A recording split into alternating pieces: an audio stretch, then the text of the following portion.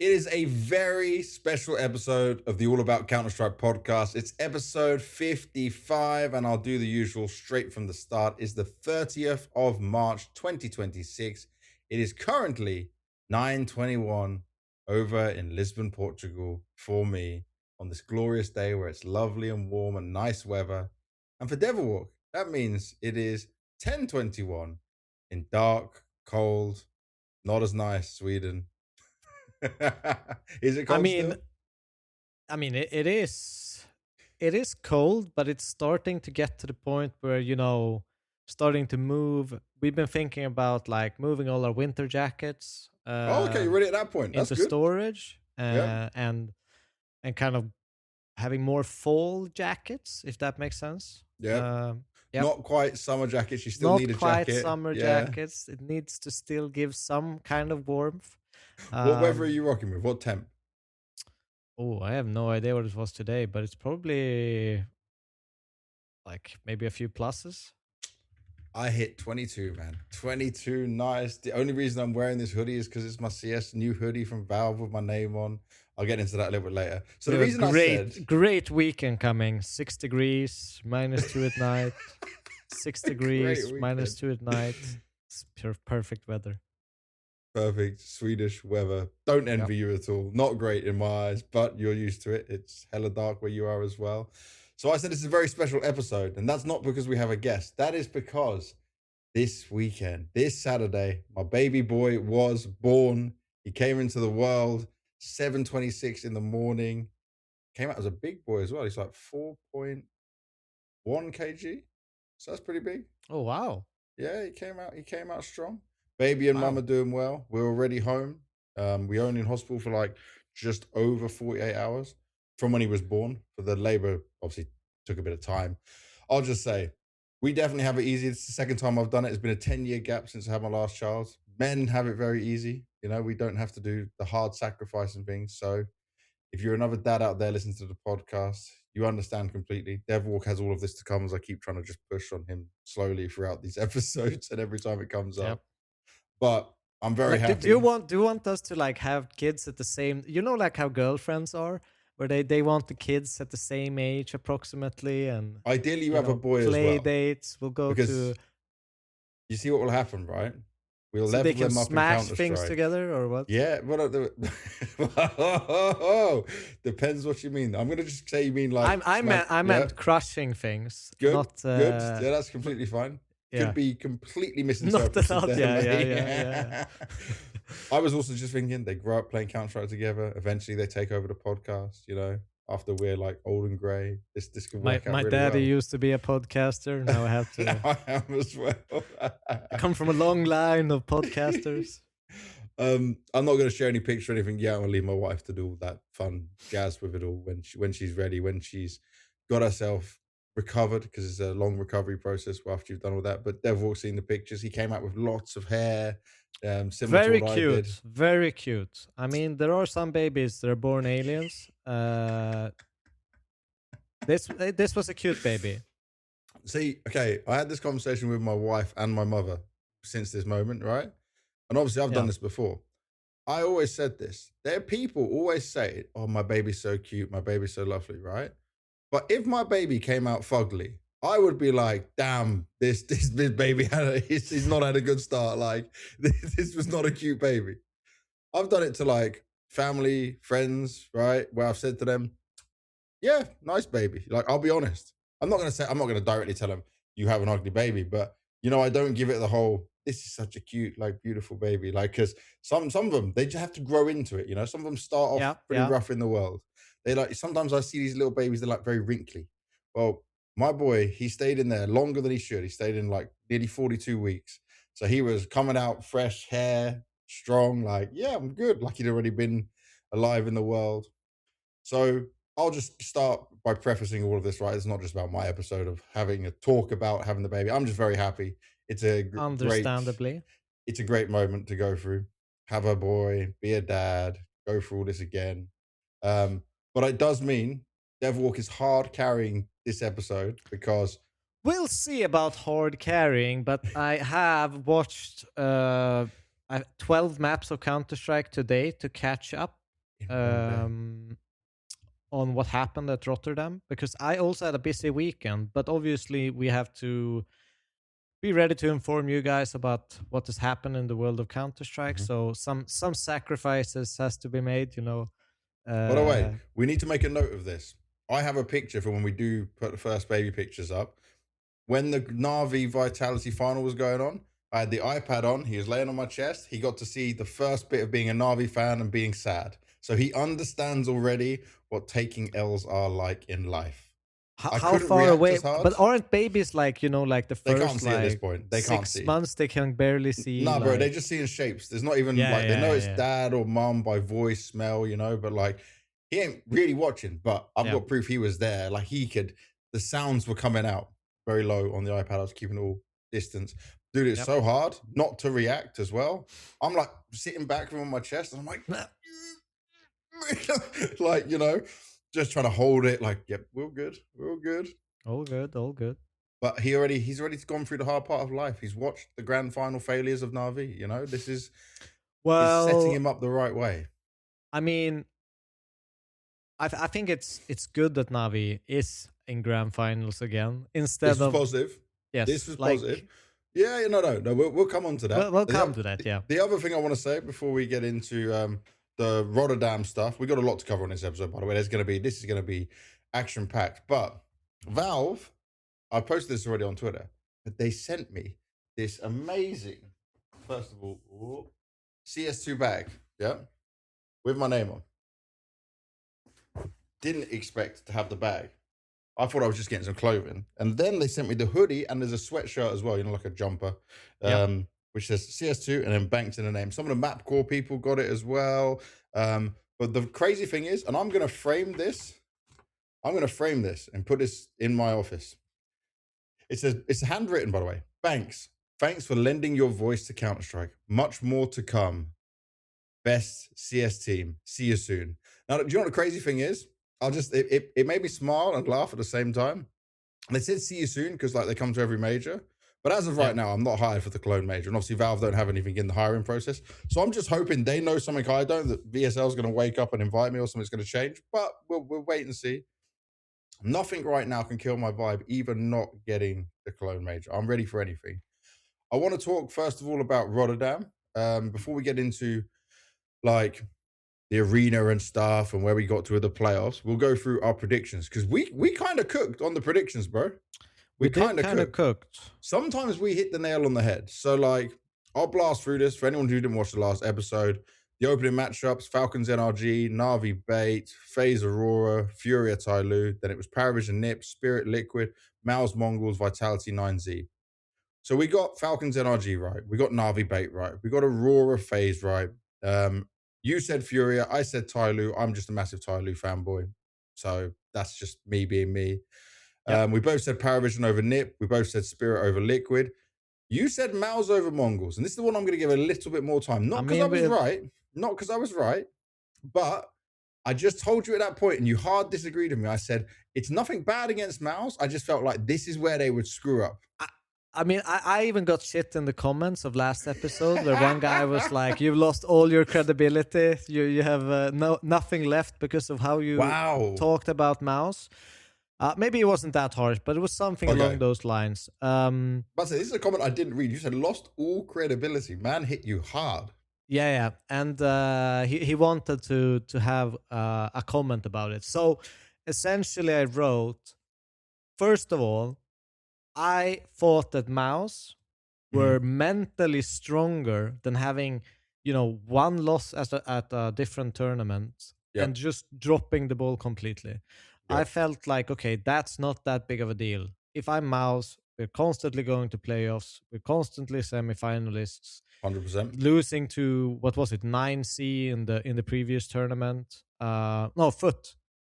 No, they lost to 9-0 Mongols in this one, but they lost to... it was Foot in the quarters, I think, of... Foot of EPL quarters, 2-1. Correct. Yeah. And that's the one that they've been talking about that kind of hit them hard and kind of got them into this, I guess, weird state of mind. But I will retract my opinion of Mouse because that, to me, is weak sauce as the weakest sauce I've ever heard. You Thing lose is, to one of the best and most exciting up and coming teams, yeah, and you like a lose your younger version shit. of them. Yeah. Yeah, and you lose your. I don't know that it is. It's so weak to lose your mental because of that. Because I think that Mouse is a stronger team than Mongols. I still think Mongols have issues they need to deal with, and they Mm-hmm. aren't as good as they were at one point. Definitely. Um, so yeah, I'm kind of retracting my previous statements about Mouse. Well, the thing is, Um, right? People point out like, obviously, maybe. Oh, I think someone said I jumped the gun on Mouse to say like it was going to be affecting them. I'm just going to tell them I'm a vibes guy, right? And I see a lot yeah, of these people close range. So even when I'm spending time with players, I'm interviewing them. I'm seeing a lot of behind the scenes things that people don't see on camera. So what I saw when they lost at that EPL finals was that I saw the way it hit them, and I didn't expect like you can lose and it can suck, but I didn't think that loss would hurt them that much. And I could just see that's my whole opinion as to why it might go wrong for them in Rotterdam. It went really wrong, and we'll come on to that later on. But I didn't expect it to go this wrong with it all. So like it was a crazy one. So the rest of our yeah. predictions, I got that one right. So far we're both just one wrong each. We both said Vitality over 9Z. We said for advancing from Group A, Falcons, Navi, Aurora. We both said that, so we nailed that. For Group B, we said Vitality, Paravision, Mouse for you, and I said Vitality, Spirit, Paravision. So you So, got Spirit wrong and I got Mouse wrong. and it was Mongols that went through.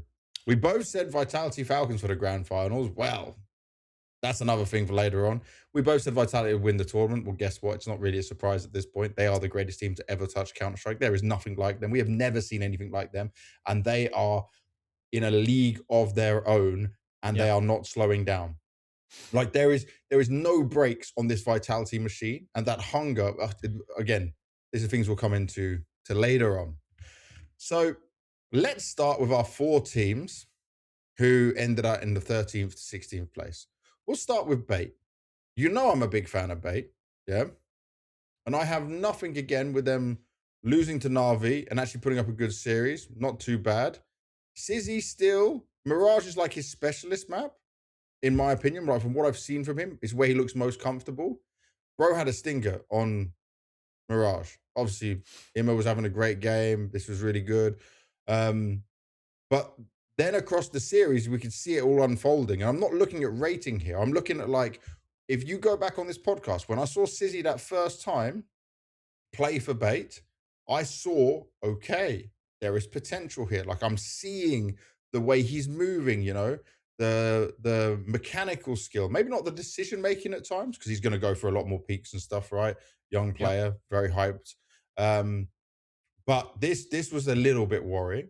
Then they lose 2-0 to NRG, and OC is styling on him. Now, OC, I'll give it to him. We'll come on to him later as well. He's having a resurgence. I'm not knocking the guy because this is a couple of events where I've seen some positives. But I mean, this is still the same four players from Bait plus Sizzy. How has hit full? Like I said, they would recover by now. They are not recovering. They're This free is falling faster than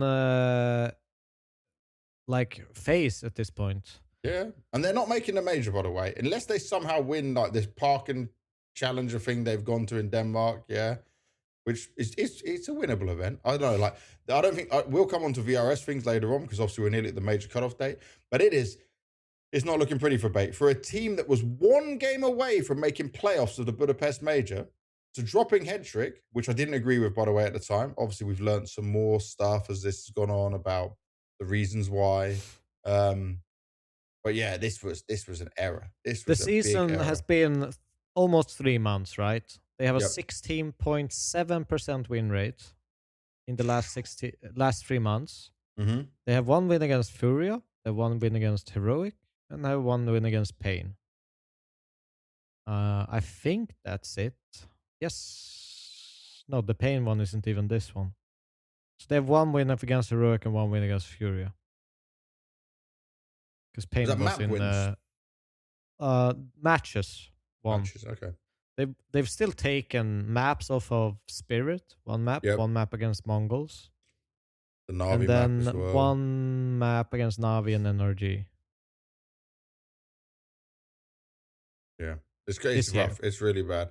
And I feel like they have to just kind of accept that they're not making this Cologne major. Obviously, they will not accept it, but I mean, this is the position they put themselves in. The craziest part is if they would have kept hat-trick, I'm almost certain that keeping that stability would have made them almost guaranteed at a spot at the major, because I don't think the free fall would have been it wouldn't have been such a drop off. Yeah. And the thing is, I understood what Bate were trying to do. Like, even though, remember at the time, I didn't agree with this head trick move, and especially the way they did it. But they did it way too late. Like, they cocked it up from the beginning, though. They played the other kid, yeah, for another 16-year-old, wasted one event there, and then threw in Sizzy, so you didn't build anything, and you threw a lot of chaos, and then you threw in pressure and stress, and it is still quite a young roster, and obviously they've got the whole IGL change thing they went through now, so it's still like it's not the MPL leading way. I think like the best reference is like if you talk like football, you know, football reference of like they fucked up the preseason essentially. That's what Bate did. Hugely. And started to make changes in the middle of the season already, dropping that and that. I mean, it's still, 20% of the team they keep changing out and in, and they're getting into this loop where you're going through all this stuff, all old stuff. So they're forced to keep the old stuff because they can't refresh, because they have to kind of get someone into the gear, and then they have to do it again. So they're like 1.5, 2 months after everyone else in progress, just because of this stupid decision. Exactly, and now they're paying the price for it. So they bombed out. That was crazy. Then it got even crazier because FaZe. Now, you play Aurora in the first game. Obviously, you're tanking points anyway, right? Aurora's always going to be hard. They get their nuke pick, but then Inferno. I would say, I don't know if you watched both games, but there was moments within the FaZe game on Inferno where FaZe were winning some of these clutches and it was going their way, that I actually thought there was a chance for them to win the map. Obviously, the 13-8, if people didn't watch the game, they're going to think, oh, there was no hope for him, yeah? And then Dust 2, 13-10. Dust 2 used to be a FaZe classic, but that's kind of done for. It's just different. I'm not going to just keep bullying Brokey in all of these games, but obviously it is a problem. And then the Tai Lu game. I'm a fan of Tai Lu, but Tai Lu are kind of like happy if they can take a map off someone. But even a FaZe that they're facing right now, like Overpass being a decider map for him, Tai Lu can play Overpass. Do you remember that Vitality Tai Lu Overpass game back in Hong Kong? I just threw you under the bus. I watched a lot of Counter-Strike today, so my memory is like mushed today. I'm very focused on what happened in the playoff of Rotterdam today. Well, it was like, oh no, it was the Inferno that was close to Vitality and Tai Lu. I misremembered, so I didn't remember it well. But Tai Lu were picking that map, so they got it as a decider, and they're going up against FaZe, who currently right now doesn't know what they're doing. And it's just someone's dropping off every time. FaZe has to go through changes. And we already spoke about Neo going, right? The rumors are that Ash is going to come in. It wasn't really the problem. We know. You read the Carrigan interview. I did not.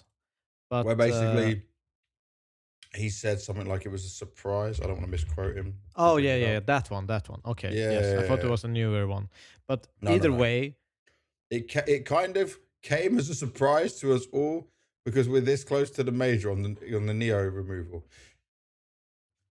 Then everything is close to the major. That's not great, right? And I also probably doesn't have this like great feeling in the rest of the team right now, but they do need to make changes. Something does have to happen. Something has to change. Yes, but the problem I have, right, is so Gruby, as I understood, he already worked within FaZe. He's assistant. Yeah. So essentially, what they did was they just removed another person working with the team. Yeah. They didn't they didn't change anything. They just removed it. It's like, you're going to the mine. Just remove a worker there. There's double load for someone else. That's how I see it. Yeah. It's great, They great view. essentially just made it more difficult for FaZe because there's one less person working. Yeah. It's Um, interesting. And now the rumor is, right, it came from Ash's stream. So there's like, I haven't spoken to Ash. I've not even tried to message him about it. But the rumor is that Ash would come to FaZe. But if Ash came to FaZe, to me, Ash is it's a not the type of difficult coach. upgrade. But it's not. It's not like Ash has a lot of control in his team. It's not how Carrigan would like it. But maybe Carrigan needs that now. You know, Yeah. it would have to change so much within FaZe for them to find their footing and find their form again. They're unrecognizable anyway. But right now, they might not make the major. I mean, it's looking more like they're not making the major than they are, right? Yeah, definitely. So it's Because one to keep a keen eye on. They're looking at all the these one smaller thing I'll events. say about FaZe, because we just kind of bashed in, the decision making of Bait, I would Yep. argue that having a finalist in a major crashing down this fast in the rankings is even worse than Bait. Definitely. And This is I mean, the worst. everyone knew this lineup was not, you know, the long-term success for FaZe, no matter Yeah. what the results were at the major. You could see glaring evidence that Brokey was not up to par anymore. You could see, obviously Jacob was good at the major actually, Mm-hmm. but there were glaring issues within FaZe that these things aren't corrected in the preseason, and instead putting not only the team but the org in a really weird spot by making decisions mid-season, because we all know like there's a transfer market. There's like, if you want the best solutions for your team, you Yep. want to do it either in the summer break or in the winter break. And you start asking a bit before the break to find out who's going and what Yes. feelers are having happen there. This is how this works in CS. That's where the And rumors come from. it just baffles me because they were in a critical position before the major, with what was at the end of the year. They've had plenty of time to do their research and actually make an appropriate decision. But someone went, we made grand finals. Let's believe in this team and go further. But FaZe magic is real. even if that was the case, they should still have been prepared for it. Yeah. It should have been a replacement lined up within a day. But also, I'll say this. Looking at the years that FaZe have had in CS2, even though they've made finals, right? Even though they've done Copenhagen final, Shanghai final, and now the Budapest final. Yeah? Yeah. 3 finals. Lost all of them. They don't have the power anymore where players are going to say, I want to join FaZe. Well, not from the top tier. No, not from young players, of But course. from But I mean, everywhere else, they still have the tools to attract whatever talent is out there that's but then not maybe they're not within the scouting top them. 10 Maybe that's why teams. they need Ash. Maybe that's actually why they need Ash, because Ash has done that time and time again. Yeah, that could Maybe we be. actually don't see the Ash announcement, and this is just me spitballing. We don't see the FaZe Ash announcement until closer to the major, because he is already picking out players and they don't want that to get out there of who could be replaced on FaZe. Obviously, Brokey has to be looked at, maybe even Jacob. But yeah, it's an overhaul. And by the way, one player change doesn't cut it. No, I think they need The 2 or 3. DNA is gone. The FaZe magic is at least there for a major, but it's not really there. There's a different FaZe that needs to come and look. And obviously, right now they're taking part in Draculan, which we'll come on to later on. But losing to Aurora, no shame. Losing to Tyloo, it's pretty rough. Things are dire right now. FaZe might not be in the major. So from there, next team, NIP. I'll say this. They had a quite tough run, but I'm almost kind of done with being nice to NIP. Because I started to believe again. Then the Ken moves happened and they've gone down again. I don't know what it looks like. I'm just going to bring up their team Valve ranking. So there was a moment they were there right at like 19. Yeah, they stayed around 19. Now they're back down to 36, and right now they're 27. Yeah. So they're outside of major competition. They're still trying to take part in events. They've gone to the stake ranked event from Star Ladder. But FaZe is even 9 points above them. see, but obviously our expectations are very different on Ninjas in Yes. Pajamas. I'll say this. There's no way they keep Kaspersky if they don't make a major again. Someone's coming for him. Someone's taking that guy because he is so good. He still amazes me. I'm still impressed every time I see him. Yeah, maybe FaZe, they take another Polish lad. Why not? So they lost to Paravision. By the way, didn't even lose to Paravision in overtime. They just lost straight out, like 13-11 to Paravision. Then it was 13-6 on Mirage to Nip. And then they lost 13-8 on Dust 2. Dust 2 decided is crazy because Paravision's Dust 2 is really good. Yeah. Like really, really good. Then they play overtime against Liquid on Mirage. They lose that. They did win their nuke very confidently, and they lose on Ancient as well. Like, you're losing to a Liquid where Malbs is not even fully into the system, into the team as well. Like that, I'm not saying that's an easy game, but I'm saying that's a game where I would expect Nip to win, considering what Liquid has gone through. So overall for Nip, this was a disappointing run once again. Yep. And Snappy, by the way, I'll just give this him. I love the guy. Great interview he did with the desk because he was very open and honest on it. And he knows he feels cooked because you were on the way up and then you get slapped back down. You fought so hard for these opportunities at S-tier events. And when you get there every time, it's a blunder. It is a blunder. Yeah, it's their shot. Yeah. No, obviously disappointing from them. I'm still kind of like wondering about NIP. Like, is it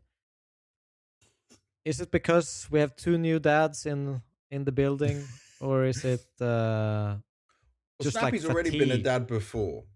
He already been through this, so he knows what this rodeo is like. He understands. Exists new, but I mean, New dad. I would say the Ken move seems to have been the problem, which on paper looked great, by the way. On paper, I was very, very happy about. And by the way, it's not like I'm not criticizing Ken's performance. I'm just criticizing how this team now works. They've switched up. Just dropped down. Yeah. Kaspersky is solid. Wrinkle has got a little bit better, but then everything else seems kind of, you know? Where before I felt like we had Shush on such a good level. Wrinkle was a bit inconsistent because still have some great games, and Kaspersky was doing work, and everyone else just did their job. So it's like they've gone backwards with this move for me, which I didn't expect. When I first saw this move and I spoke about it on this podcast, I was positive about it. Yeah, I'm starting to even feel like is Wrinkle as good as everyone says? Because he hasn't really delivered. He's the one with Kaspersky I would see as being, he should be the second guy Oh, to kind of 100%. carry this team. I feel like sometimes we get a lot of mediocre performances from him. Where he kind I'll of happily falls say off this. I put Wrinkle above Kaspersky until we got 6 months in. Yeah. Once I started to see Kaspersky, I was like, okay, move over, Wrinkle. Move over. For Wrinkle's got a lot of work to do as well. I don't want to dwell on NIP too much. No. They need to get their shit together, essentially. So the big one, we've already touched on it a little bit, but it is Mouse. Mouse was on their streak of playoffs and deep runs and good performances. They lose to the Mongols. Scoreline on Nuke, and then it was a fight from Mouse, and it wasn't their map pick. They got absolutely bodied by the Mongols on Inferno off back of a crazy techno performance. Like, yeah. By the way, Mongols don't win against Mouse. Go and check the head-to-heads. It's just Mouse. The last time they won was a best of one at the Shanghai Major 2024. Every series, Mouse has won. Like, they had Mongols' number. And then they messed up on this one. 11 wins versus 1 win of Mongols. You see? Head-to-head previously. And then you go up against 9Z. Now, Mouse is actually a team I would always say they don't lose to these kind of teams. They're not surprised by this kind of thing. Cyclone doing some great prep work. The background staff, like Zipnix, for example, they understand how to prepare for this and what to do. But they didn't recover from this EPL thing, man. They did not recover from this EPL thing. How many days was it between that and EPL? So 13 for EPL, 19th. So they traveled probably on the 17th because media day is on the 18th for Blast Rotterdam. So thinking they go home on the 14th, 15th. It's not like So they've it's fixed no, you had no time things. probably even to go over it too much. But you probably didn't think through this. You would have to, and you go to playoffs and then you make it work from there. But the 9Z loss is like a shock. And it's the way they lost as well. Yeah, 9C looked like the better team essentially. And I mean, I don't even know how to even digest this loss because it's so out of the blue. Yeah. Putting Mouse in a last place position in a 16 team LAN. Mm-hmm. It is rough. It's ugly. It's brutal. Hella ugly. Hella And ugly. if they couldn't recover from the foot victory, the question then becomes, Yeah. how do you recover from this? Because I mean, But they got a break now until Rio. yeah, but So even the that's going to help. Mongols win was ugly just because of how dominated it got on their own map pick. Yeah. That was like old Mongols Inferno, by the way. And yeah, is it like everyone's been saying for the last 6 months? Mouse is dead.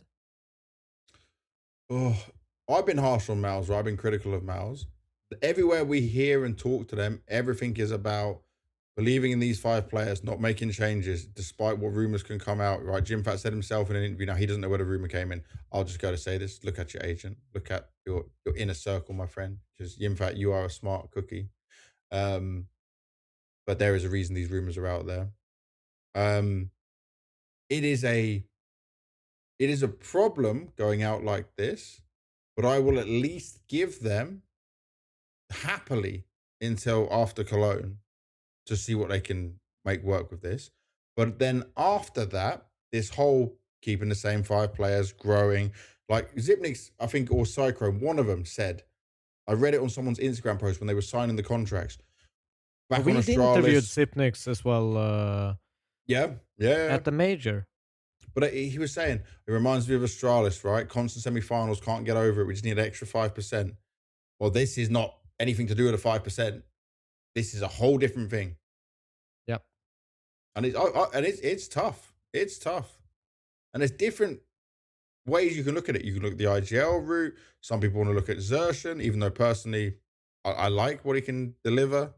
Obviously, there's a risk and a reward of what he does, and his role is hard, but to some degree, and I'm not saying this is, Broland's fault or anything, but it's to some degree, you look at some of the great leaders and in-game leaders that can rally their troops, that can overcome these kind of situations, like a Fallen, that can inspire you to fight beyond a tough loss like this. yeah. And you start to question: is that really Brolan? Is that the guy that will inspire you to, I don't know, jump through hoops of fire and run through a wall? Well, that's what Torji's for on the team. That's Yeah, what but Xertion can bring at times. I know what you mean. You're not getting it from the leader. I've pointed this out though. Like, yeah, he can learn, but I mean, we've had this conversation many times. There are natural born in-game leaders and there are natural born captains. Sometimes you get the perfect mix, a Carrigan, an Apex, a yep. Fallen, right? An Alexi B. But there's not many of them because some of them are really good in-game leaders, but they haven't got the personal skills. They haven't got the captain skills. We spoke about it with our episode of the All About Apex, right? It's a very fine line. Some people have that, some people don't, and I don't think Brolan has it. From how he is in interviews, from how he is in content, how you see him. I mean, it would surprise me. Maybe he has it, but it would surprise me. Yeah, But definitely. it's also the question, like, what is more important? I feel like in this team, it's probably more important because of the structural coach that you have in Cyclone, or like his system and everything, that you probably need more of an emotional leader than Yeah, the tactical aspect in the game. yeah. Um, but it's I feel like we can talk for ages about Oh, Mouse, yeah. but at some point we have to move We on. have to stop. We have to stop. Yeah. So let's go to my guys over on Tyloo. These next couple of teams, it's going to be kind of quick. 2-0 by Furia. Yeah, I did blindly say that Tyloo would beat Furia because I'm a Tyloo fanboy. I did want to just see them gain some points. It And go up wasn't the bad though. rankings. It wasn't bad. No, it showed us that they are making steps forward. Then they beat FaZe, which was huge for them. Great amount of points to come out there. A big one for them to get over their own heads. Then also, people can say it's only a map, but beating Falcons on a map, then losing 13-1, 13-2, it is embarrassing. But for Tyloo, that one map win over them where they only lose 2-0 normally, it did mean something. Yeah. Even by the way, China has crazy Falcons fans who love Falcons so much and don't like Tyloo. But they got to give Tyloo the respect for that. And it is obviously the kind of bounce back game you would expect from Falcons. I expected it to be a 2-0 for They Falcons kind of as woke well. up the beast, to be honest, as well. Yeah. Throwing it in overtime, that's what can happen. But I mean, it's a tough group. It's a very, very tough group for the likes of Tyloo to make any mark. You have Falcons, Navi, Aurora, Furia. Even sprinkle in a FaZe in there if you want. But there's a lot of big names, and a good kind of. Was it the debut event for Zero? Debut international. Yeah, debut international event for Zero. Played the CAC qualifiers. And he showed some good stuff. I'm not gonna lie, he looked like he gelled very well with his team, considering they had attacker before, who definitely had some pretty bad performances at the end of Tyloo. So this is an upgrade in terms of just pure eye test. And 100%. I kind of like what I've seen, because they could have easily, taken a map from Furia and made it close, maybe even won it if everything went right for them. So not a bad showing for Zero at the first international event. And for Tyloo as a whole right now, obviously Budapest Major, they went out in stage 2, 12 to 14. They only beat Paravision in a best of 1, right? Then it all fell apart. Then since then, they've been doing well internally, but they're not getting many HLTV games until next. They're doing ESL Challenger in Asia Pacific. They're doing XSE Gangkwai Cup. Then they're doing Yulin Pinnacle of Battle Season 3. It is against a lot of other Asia region teams, right? Including some of the Aussies and the New Zealand teams. But right now, when you look at the rankings for Asia, it's Mongols, then it's Aussie team, Aussie team, Aussie team, Lin Vision, Tyloo. Tyloo's 6. The drop down has been huge, and that's because a lot of these smaller events for China, if it's just Chinese teams, they're not getting put on HLTV, which means they're not getting VRS rankings. So they need to throw some big events up in order to make that happen. It's a different, right? If you look at Australia, they're having quite a few events now. There's one that Sponge even put some of his own money into, right? Supporting his own country back, which was awesome, and getting it working like that. So we're in a position where it's still scary for Tyloo. They might not make the major, but they probably have to win like at least 2 of these events. Aren't they very, very good on the major stage in the Asia battle? Aren't they third? Well, what I'm looking at it right now, from March the 30th, they're 6th. Lin Vision above them, Semperfi above them, FlyQuest above them, Thunder Down Under above them, and obviously Mongols. Really? Because we, I think we took screenshots. If you look in our document from Mischief, they're third on that. Team currently plays. Oh, I guess something has had basically no anchor and land cap since the beginning. Just needed the events. No clue how they're doing 2 at the same time, but pop off. Oh, I guess this is his probability. Yes, his probability, right? Yeah. So it's not where they're currently ranked. Okay. It's just based on the events they're attending, which is going to help them jump up. All right. So yeah, there's a chance. Because they don't have probably any LAN. Yeah, they dropped off so hard. They had this fissure win, and then things started to go downhill for them. They probably have But more buckets to fill in the VRS, so to speak. yeah. Yeah. Okay.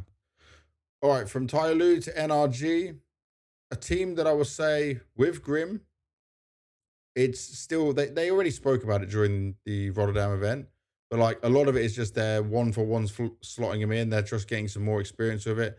They lost the Falcons. They beat Bait. They took a map off Furia. You know, it's not bad. OC is still someone that I think is better than what we've seen from him, say even on Liquid days in some aspects. You want But to when know he a plays fun against thing? the top, it's not the best from him. Yep. You know, during this event at night, Mm-hmm. I was playing Deadlock with Nitro. Wait a second. Are you sure it's the real Nitro? We were 100% before you say this, show. Yes, This is yes. Me, Anders, and Nitro were chilling and playing Deadlock. You know, while everyone was, it was at night. You know, after practice, after everything, we played like 1-2 games and then head off. Right, Anders is bringing everyone into this Deadlock thing, and he needs to not bring actively playing pro players into these games.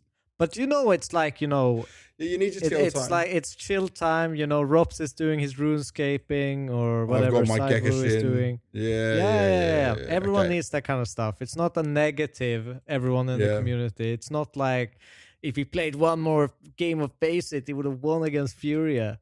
Hey, if your Falcons are playing no Face It according to Zonic. Yeah. So there's that other whole side of it. But for NRG, my expectations aren't super high. Do I think that they're in an okay spot considering they changed Grim? I feel like they will make the major. They should go into stage 1. They're predicted pretty heavily to do that. They're an on the up team. Yes. And Dabs working with Nitro is something I'm definitely going to believe in. Dabs even did well playing at the last major, just to remind everyone. I think they don't have any upcoming events though. I think they can be a scary team.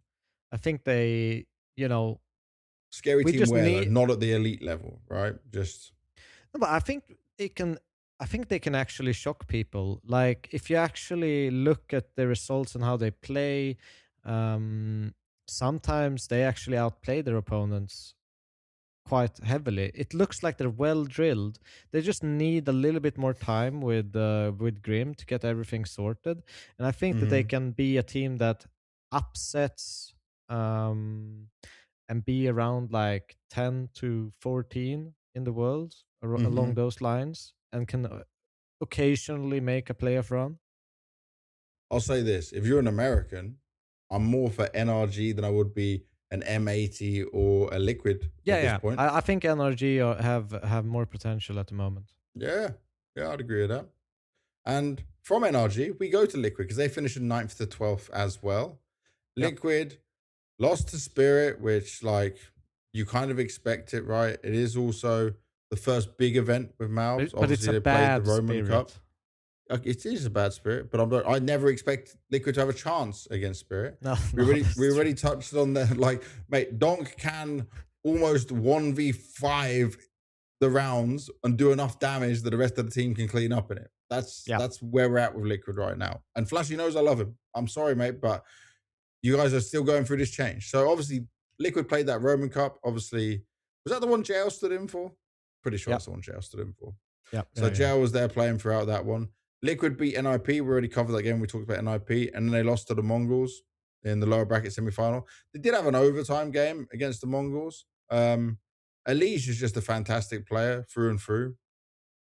Ultimate is I still like Naf came back into his game. I am not a Naf hater in any way. Like, I'm not even saying I was always a Naffer defender. I want to point that out. You always were. I gave up at one point. I will admit, and I fully did give up and think we were done with Naf. I thought he's his currently time on like their was best gone. player. Elige exists. Let's not jump the gun. Okay. Elige exists on that team. Okay, but second best now. We'll give you that. But Malbs is now coming, and Malbs has come through the ranks as well. It's the ultimate problem we're still looking at, right? But I feel like Liquid just got to get through this cycle. Obviously, we already speak about them moving over I to the mean, Americas they've had a rankings really now. weird time because didn't they had Crimbo standing in for one event, didn't they? Yep. And then they had JL standing in. For me, Liquid put themselves in such a weird phase where now I'm kind of feeling like, oh, they need to just find stability again, get Prax in, and get like the regular like team they want Yeah. to play with, because they with these decisions you obviously set yourself back a little bit with having stand-in situations and working out with changing players in the middle of season. So I- I'm not as harsh on Liquid just because of these That's circumstances fair. that's been surrounding them. So I actually think it wasn't that bad of a result in this tournament. They played close against Mongols. They beat NIP. Yep. Um, they also kind of played close against Spirit, which is still kind of good considering all the shit they've been through. Eh. Is that fair, or am I like over tuning this? I think you are just over fantasizing it, my friend. Okay, Personally. okay, Personally, from what we saw from Spirit, which we'll get into as well later. There's not much else to really sound Liquid. It's not needs a deep dive because they have gone through the change. They bought themselves some time. This is fine for them. This is fine as of right now. yeah. 9Z, they shot way past everyone's expectations. They were never beating Vitality. The results and the scoreline proved it, right? We get that. They got a huge shock win against Mouse, and then they lost to Spirit, and it was I mean, just that's a 13-6, successful event, 13-6. isn't it? Yeah, it just Like, just the experience against the elite teams, which yeah, we haven't seen 9Z for so long, and you beat Mouse. That's it. This event, like obviously, look at our expectations in the same placing. Look at how we talk about it, but it's because of the way that 9Z is. By the way, to make things clear to you, when I'm looking at the Valve ranking right now for the Americas, 9Z is second. They're 13th in the overall rankings. Can you yeah, believe that? Can you believe that? it's You had to, crazy. you checked, didn't you? You checked because you didn't think I was. You thought I was No, on some I'm craziness. checking. After the event, they They're actually winning all these gained to events. 12 events. The 12th place of VRS after the event. And regionally, they won the Rush B Summit. They won the Circuit X Pantanal QABA 2026 event. You I'm know, the just, biggest winners are Tailu, Mongols, and then Navi in this event. well, from VRS, yeah? Yeah, Yeah, that makes sense. points wise. But this is crazy. This is crazy.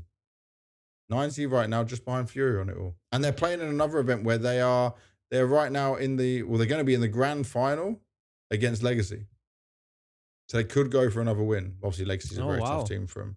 But yeah, the 9Z winning. So then we come on to this bad point of Blast again because it's a 16 playoff.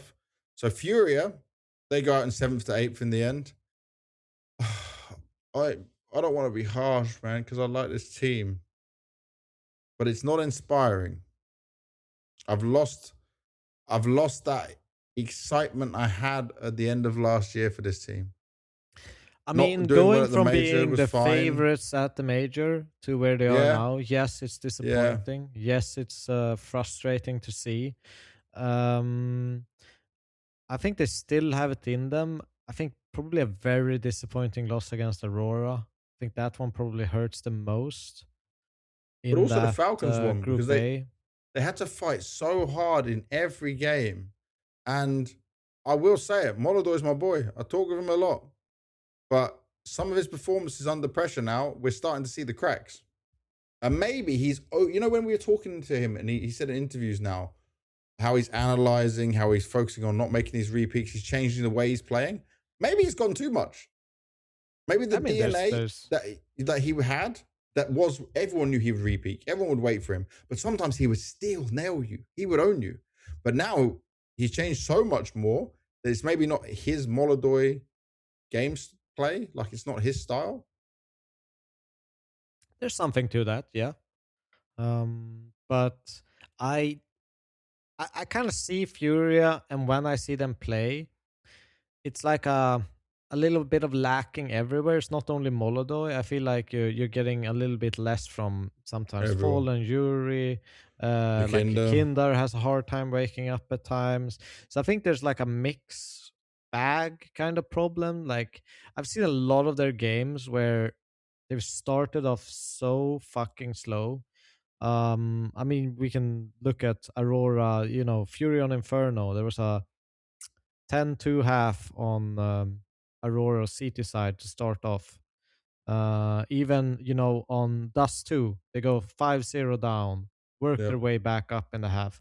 There's a lot of slow starts for me with Furia where they wake up. And with MR12, Oh yeah. it's so punishing to set yourself back that many rounds to then kind of regain something. Um, so it's like a complete different, let's say, Navi problem where Navi usually have very good starts. They're very well prepped. They're very, they It's know the what they want to adjustments. achieve on the server as they go into it. Yep. Maybe they need a little bit more of that starting off games because it's so hard in MR12 to grind your way back up. Yeah.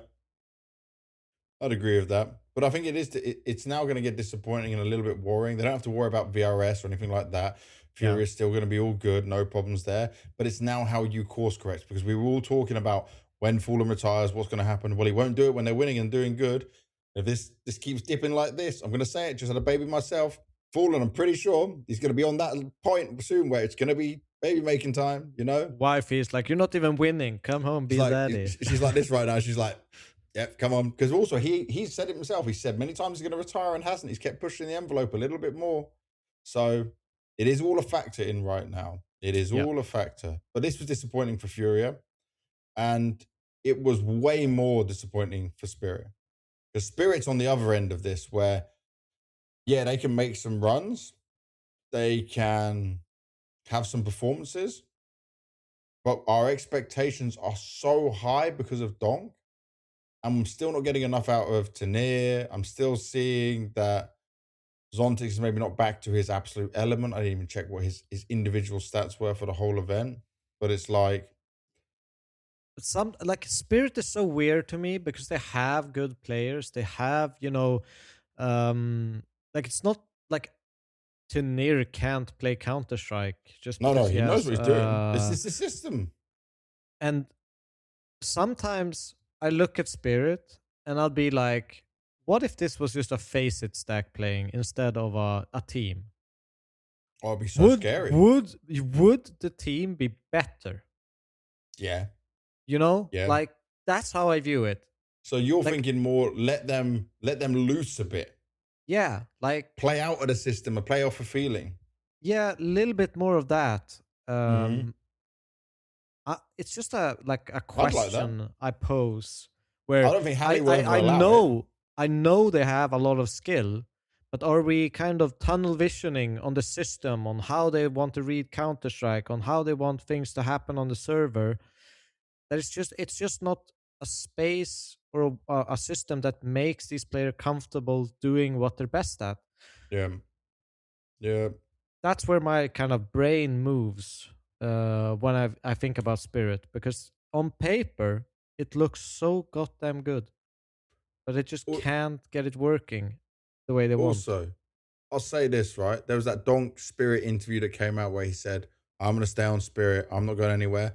Obviously, there was lots of rumors flying around that potentially they could lose him if they don't start winning again because of how good he is. Yeah. Which, by the way, I do agree with.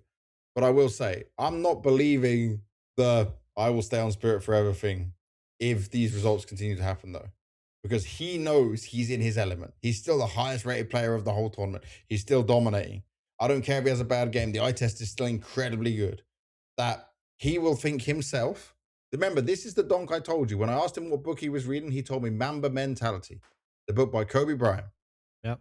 That is everything I need to know about this guy's mindset. He is a man. He is smart. He is studied up. He is a dominant player. Don't want to waste his potential. Don't want to waste that prime donk magic we've got going on right now. Did you see that Apex interview with like Onepixel where they asked him like who's going to dethrone Vitality? One team. Rob said FaZe. What, at a major? Just to like make sure that all the information from this interview is complete garbage to start with. But Apex said, when Falcons buy Donk. Bro, you see? Probably, by the way, Falcons is the only organization, unless Donk's contract runs out soon, Falcons is the only organization that can buy Probably. that boy. Yeah. That's the only way happening.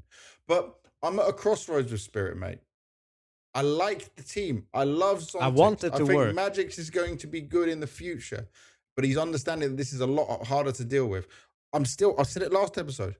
For me, it's nothing against you as a coach, Hallie, but something needs to change in your approach or your system to refine what is going on, because we saw Zwei now perform better outside of Spirit. We know Tanir performed better outside of Spirit before as well. Something needs to be adjusted. And what's weird is also Zontex has dropped off in performance. He hasn't been as stable as he used to be. That I didn't expect, by the way, because he's mentally very stable. Yeah. So I didn't. That's by the way, I'm glad you mentioned that, because that's the one where his drop off I don't understand, because he was always rock solid, can hold his own, makes the smart decisions in things. And I wasn't worried about his time out of the game. That's what I'm not putting this down to. It's maybe the dynamic, maybe part of the calling, maybe part of the information. And remember, Shiro has always been a voice from back in when he was on the Gambit Youngsters days to where he's been into glory mode and now to where he is on Spirit. He always has a voice. So he can help Magix out as well. But they need to get on the same page. So we obviously don't know what's going on internally, but they all know this isn't good enough. And right now, they're not even, like, if you look at the major, yeah, they can make playoffs, but they're not in contention for the trophy. No, Nav is a title contender. Spirit is not even in this discussion right now. Aurora is more in the discussion than Spirit are. Yeah. And they're not in discussion either. But yeah, it's more, you're right. They more are. More yes, in, but they're not more there. in. Yeah. I see what you're doing. I get it. All right, enough about Spirit. Next, when we get to playoffs, I want to talk a little about the arena and the event and stuff. So when I first started watching and I saw the arena, I thought this was going to be epic. I'll say this, Rotterdam. I went there when it was ESL Challenger in Rotterdam. Great crowd. Maybe, I don't know, the dates or something else. The first couple of days, it was hella empty. It did not look like what I was hoping for Rotterdam, because I thought it's a very central European location, easy for many other countries to get to. I thought we were going to see a banging crowd. On the Sunday, it was redeemed. The Sunday, this was lit. That was everything you want from a great Counter-Strike event. I thought Friday can be Friday. It's a Friday. People at work or whatever. But Saturday, I expected so much more. And for some reason, it didn't hit. So maybe if you are from the Netherlands and you watch this podcast, tell me, did you go? Why didn't you go? What was going on? Because I personally thought there was going to be more. I was so sad, by the way, as well, not working it, because I wanted to be at Rotterdam. I was invited by Blast, but obviously I had to say no because baby was coming. Lucky I did say no. He was born on the Saturday. I'll say this. Ian's a homie of mine. I've spoken to Ian so many times. I got to work EWC with him as well. This guy, I told him to his face that, like, he was new to Counter-Strike. He didn't come in and pretend like he knew what he was good, like he knows everything about the game, but he brought his own unique style and stage presence. And I think he really held it down for our community. I feel like Nat T, she came in way better than what was expected. And I worked with her in Dota. I worked with her on events in Dota. She's fantastic there. But, like, she kept her same personality, her same energy throughout the whole thing. This was so positive. This is great to see some extra development we can have within the scene, and for having new people come in. She's also, by the way, I saw follow her on Twitter. She's even working a Valorant event as well. Just maybe, Nat, I know, just stay away from that. So yeah, like, we start to like you. Don't lost fuck all this kid up. credibility.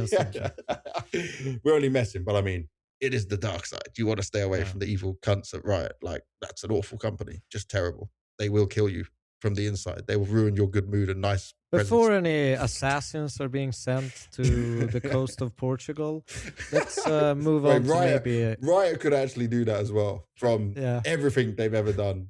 Like, protecting literal criminals within their company and everything else. It's all out there. It's all public. Well, I'm sure they're coming now. I'm dipping out. This at all. Don't worry. I will ride and die on my words, because Riot is an awful company. It's nothing to do with the Counter-Strike Valorant thing. It's just Riot as a general whole bubble and that inner circle. So be careful on that. Just be careful. We want you to do some more CS for sure. Mongols. No, I was going to say also, just like the the crowd itself, the Sunday was, when I was watching, the Sunday redeemed everything.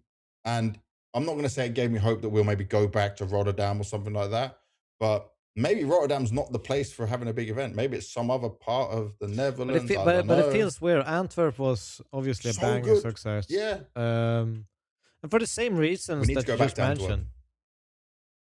But yeah, I don't know. Yeah. It's weird. It is weird. It is a weird one. So we'll go on to the Mongols next. 5-6 for them. Beating Maus, losing to Vitality, as always. Beating Liquid 2-0. Beating Spirit 2-0. Beating Spirit 2-0. Little Mazzinho having his little performance again. I got to stop doing this, but he is so cute. He is so cute. He is my G. Every time I see him, we spud one, my G, we go forward. He is a man of culture. And you don't always get this Mazzinho come out, but you did get it this time. And you got it against Spirit. And you saw the interview he did. He was so happy that he did this against Spirit. He was out fragging Donk, and he's loving life right now. A 185 rating Mauzinho on 2 maps. That was for the series. That was the series. Ooh. But he had one map that was higher than that, if I remember, right? Yeah, he had a 193 on Nuke. That was and a 182 on Overpass. Oh, that's cracked. That is cracked. Yeah. That's my G. Look at him. But 120 ADR throughout the series. Tell me this, right? We've covered Mongols so much, and yes, we are maybe over nice to them, and we're the fan favorites of them because of how the team is.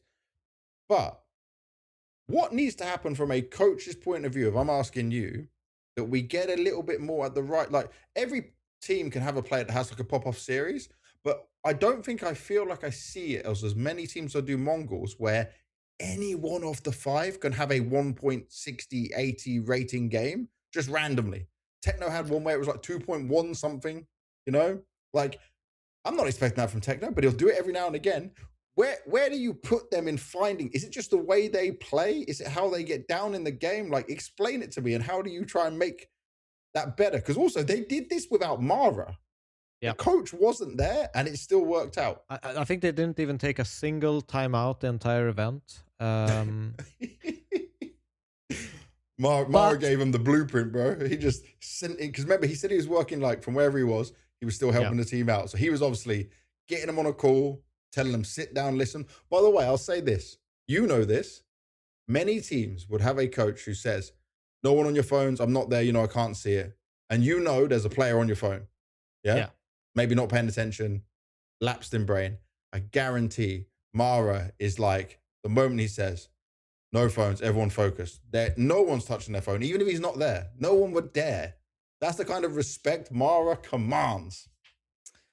But to answer your question, what it comes down to, I think it is play style. I think it is, they have they have a lot of active players on the map, on their T sides. Like Mirage, for an example, usually like traditional Counter-Strike, you usually have an active lurker and you have kind of a soft lurker who kind of just keeps the map control. But what Mongols do is they kind of have 2 very, very aggressive lurkers. They want to put pressure and they want to show themselves and they put themselves in a firing line. And I think that because of that, traditional teams have 1 or 2 players that are extremely active, which if we look for Spirit, they basically have 1 extremely active player, which is Donk. And the rest of them are not that active, whilst in Mongols, you usually have the lurkers active, but you also have a very active group. It all happens kind of simultaneously, and that's why they're so explosive, fun to watch. Anything can happen. Whilst on Spirit, it's basically you might as well just put the camera on Donk for the entire series, and it's probably the easiest team to be like spectator for the game. Observer, where you just hone in on Donk. Half of the round is finished, and then you can switch when he dies. Did you see this, by the way? there was a game where Spirit played at EPL, and obviously it's a much more relaxed environment. Yanko obviously was an observer back when you were playing, right? So he was Yep. observing on the old days where it was like one observer the whole time doing all this stuff. So he jumped in and did like one round, yeah. And I don't know who it was. I can't remember the exact details, but I remember the clip because they were joking about like, oh, nuke's really hard, right? Yanko's had to come back in and do nuke. So Yanko Uh, comes in, presses donk. Donk literally second round after they've lost the pistol with a deagle, gets a 4K, or maybe it was even an ace. And it was just like donk. Like they come out of hut and it's like I donk, remember donk. this And, round. Yanko sits there and just goes, like not even hands on the keyboard, like it's just on donk like this.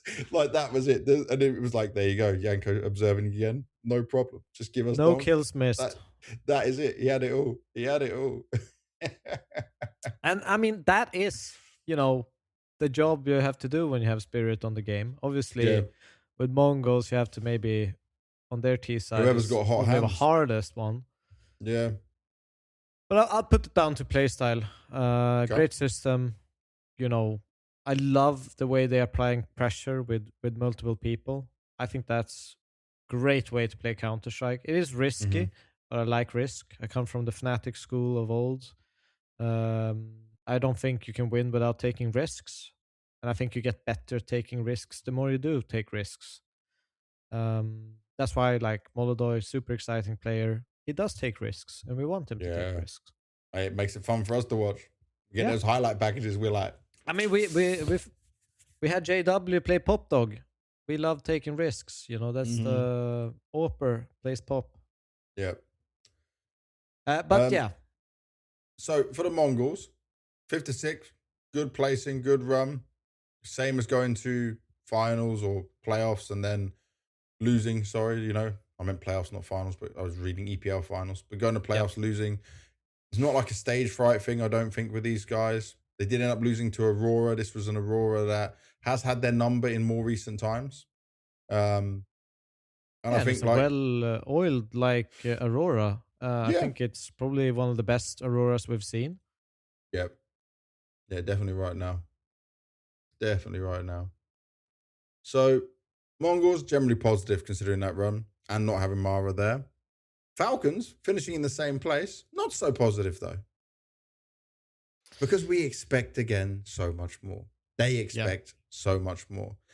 They beat NRG 2-0. They lost to Navi, which people, obviously, I'm going to expect Navi to win. But people didn't expect Navi to be able to win that. There was no Nico in that game. There was no Kioski in that game. Makazi was obviously having a great time, still continuing on that form from EPL. Then they did drop that map to Tyloo, but dominated on the next two maps like we spoke about. They beat Furia, but it was close. It was definitely one that could have gone either way. It was a tough game for them. It's the loss to Paravision because it's not a problem now that we've seen them lose Mirage a couple of times, but it's, by the way, also, let's get this right, community. I'm going to take this moment. Nico said, right, that like, I'm going to get the exact quote again. I should do these things in advance, but my brain doesn't work like that. I'm not forward thinking. So Nico said, on seeking revenge against Paravision, we made them look better than they are. Don't hate on Nico for this, you silly people. This is a great quote. I want this kind of talk from teams, from players. They are all friends when they get off the server. Majority, maybe not all of them, but most people are friends when they get off the server. But we need this kind of talk. I need this WWE style entertainment, bit of trash talk, bit of banter. I want to see some of that. That gives us storylines. That gives us things to focus on, talk about interviews, talk about on the desk, yeah? And then when they lose, you can clown on Falcons a bit, but don't discourage Nico from making this kind of comment, especially even if he has a bad series.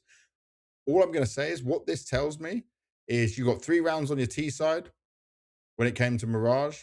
You got 5 rounds you were trying to battle back on Ancient. Obviously, Ancient is a bit harder Which in game there. are you talking about? Paravision. Paravision. Yeah, Paravision where they got eliminated in the quarters. So But, Mirage, Nico, I checked this today. yeah, okay. So he had 8 frags and 18 deaths. I think I calculated it to he had 3 kills against full weapons, 1 pistol, and 4 eco frags. It was a terrible performance from Nico. I think first half he had 0-9. um, and then kind of brought it back a little bit. He was a little bit unlucky, I would say, probably in the first half, but there wasn't that much going his way. He also struggled the previous game against Furia, which they eventually won. He struggled against Navi as well, and he had a really bad performance against Paravision. And I mean, Ancient, it was okay from him, but a lot of this, it felt like, for example, Mirage, they lose 13-11, and we have Nico in that shape. I felt like if he just came online for one or Mm-hmm. two rounds in that series, this one goes to Falcons. Yeah. But are you in the same sentiment as what we're starting to hear more of now? Minus Kixan, Nico full IGL. Does he take that? He's still very capable player. He still has these incredible performances, but it is a bit lesser. He's 29 now. Is this now the natural? We already know he calls the CT sides. He's very vocal. But does he finally even think to himself when he has this kind? What was his stats for this event? Like, if we're Yeah, looking at the whole event, 097. yeah, But which is way below his standards. yeah, but if you would remove like the Tai Lu and NRG, he basically would be in Kickstand territory. Okay, Territory. like a 9-4. Yeah. So then, do you give him the having that ability to call the whole game, and then you get someone else? And I'm not saying get another superstar, maybe just a more supportive player. They don't need the egos or star players, I mean, or you just get they Dom. need a. I mean, I think it would solve a lot of things role wise for Falcons, because what that would end up looking like in a game would be, obviously Kixan is more in the middle of the pack. He's controlling the game. It would move him to a more like a better position. For example, Dust 2, he would play more top mid, work after the smokers pop mid doors, work short control instead of being staying there in the upper dark position, Yeah. where you can't really do much. I mean, it could change things for the better. I think even if Nico is IGL, you'll probably get a better performance from him as Calling an his own game. IGL Yeah. than you would And dude, the right experience now. he has, and It's this not a isn't bad idea. I yeah, don't dislike it, but I do like Kicksal as an in-game leader. I mean, but he's struggling to control his egos, and so is Zonic. I think everyone else would listen what Nico says without a shadow of a doubt. I don't think that's the problem. Like, So I what then? don't. What is it? But it's micro moments where IGLs and we have no say in those micro moments. You know, this is down to the kind of communication with who is dead, who's speaking, who's controlling the game. Like Vitality, they when you're dead, you talk to people, say hi, buy time, go for kills. Like all of this Make it comes easier down for the to the rest of your team. responsibility for everyone. But for Yeah, yeah. example, if Kickstone is alive on B site as the sole defender, and all of a sudden they die on B, he can't be the controlling factor of that in those micro moments. It Mm-hmm. needs to come down to every single player on the team that can voice something, because it's the micro moments they have problems with. It's not like the individuals are bad or anything, but it's in the crucial anti-eco, trying to hunt, trying to go for more kills than they need to at certain points as an individual, that gives away weapons and eventually kind of snowballs around Yeah. in the opponent's favor. That's the biggest issue. It's not something you can put on an IGL. Okay, so it doesn't necessarily fix it straight off the bat by just putting Nico there, but it does feel like this No, is the but natural thing to happen. I think it's a natural thing to happen. I also think that you will get a better performance individually from Nico as an in-game leader than you would, like, I'm talking T sides now, like purely Yeah. T sides, than you would get from him in his more pushed back Yeah. positioning he has right now, like A Mirage, um, and Dark on Dust 2. Like these, it does not suit Nico, Hmm. in my opinion. Well, let's see what happens. Again, another disappointing run for the Falcons, but it's all a waiting game right now to see when it might actually finally turn over from. Either way, they're so far behind there compared to where they were, say, Melbourne last year, as an example. Yeah, Um, Next, we're going to look at Aurora. So, Aurora's run was pretty damn good. it was really good. Beating FaZe, beating Furia, losing to Navi, beating That was Mongols. close. They still had a chance in that game. Yeah, No, I but like this Aurora. I but do. I'll say this: anyone who just throws shade on Aurora for losing the way they did against Vitality, Who cares, man? it's no one's close to Vitality. The gap is too huge right now. The rest of the I, games they did well on. I also think like if you're Aurora and the style that you play as Aurora, you come up and against a Vitality. I feel like you go into that game and say we have to gamble and we need to gamble hard because otherwise we're Hmm. gonna lose this game. And that eventually, if that gamble doesn't pay off and you get on the back foot, the game is Yeah. over.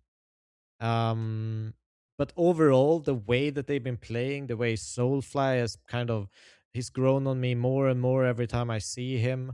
That People, they for have some reason, by that. the way, still hating on him just because of stats.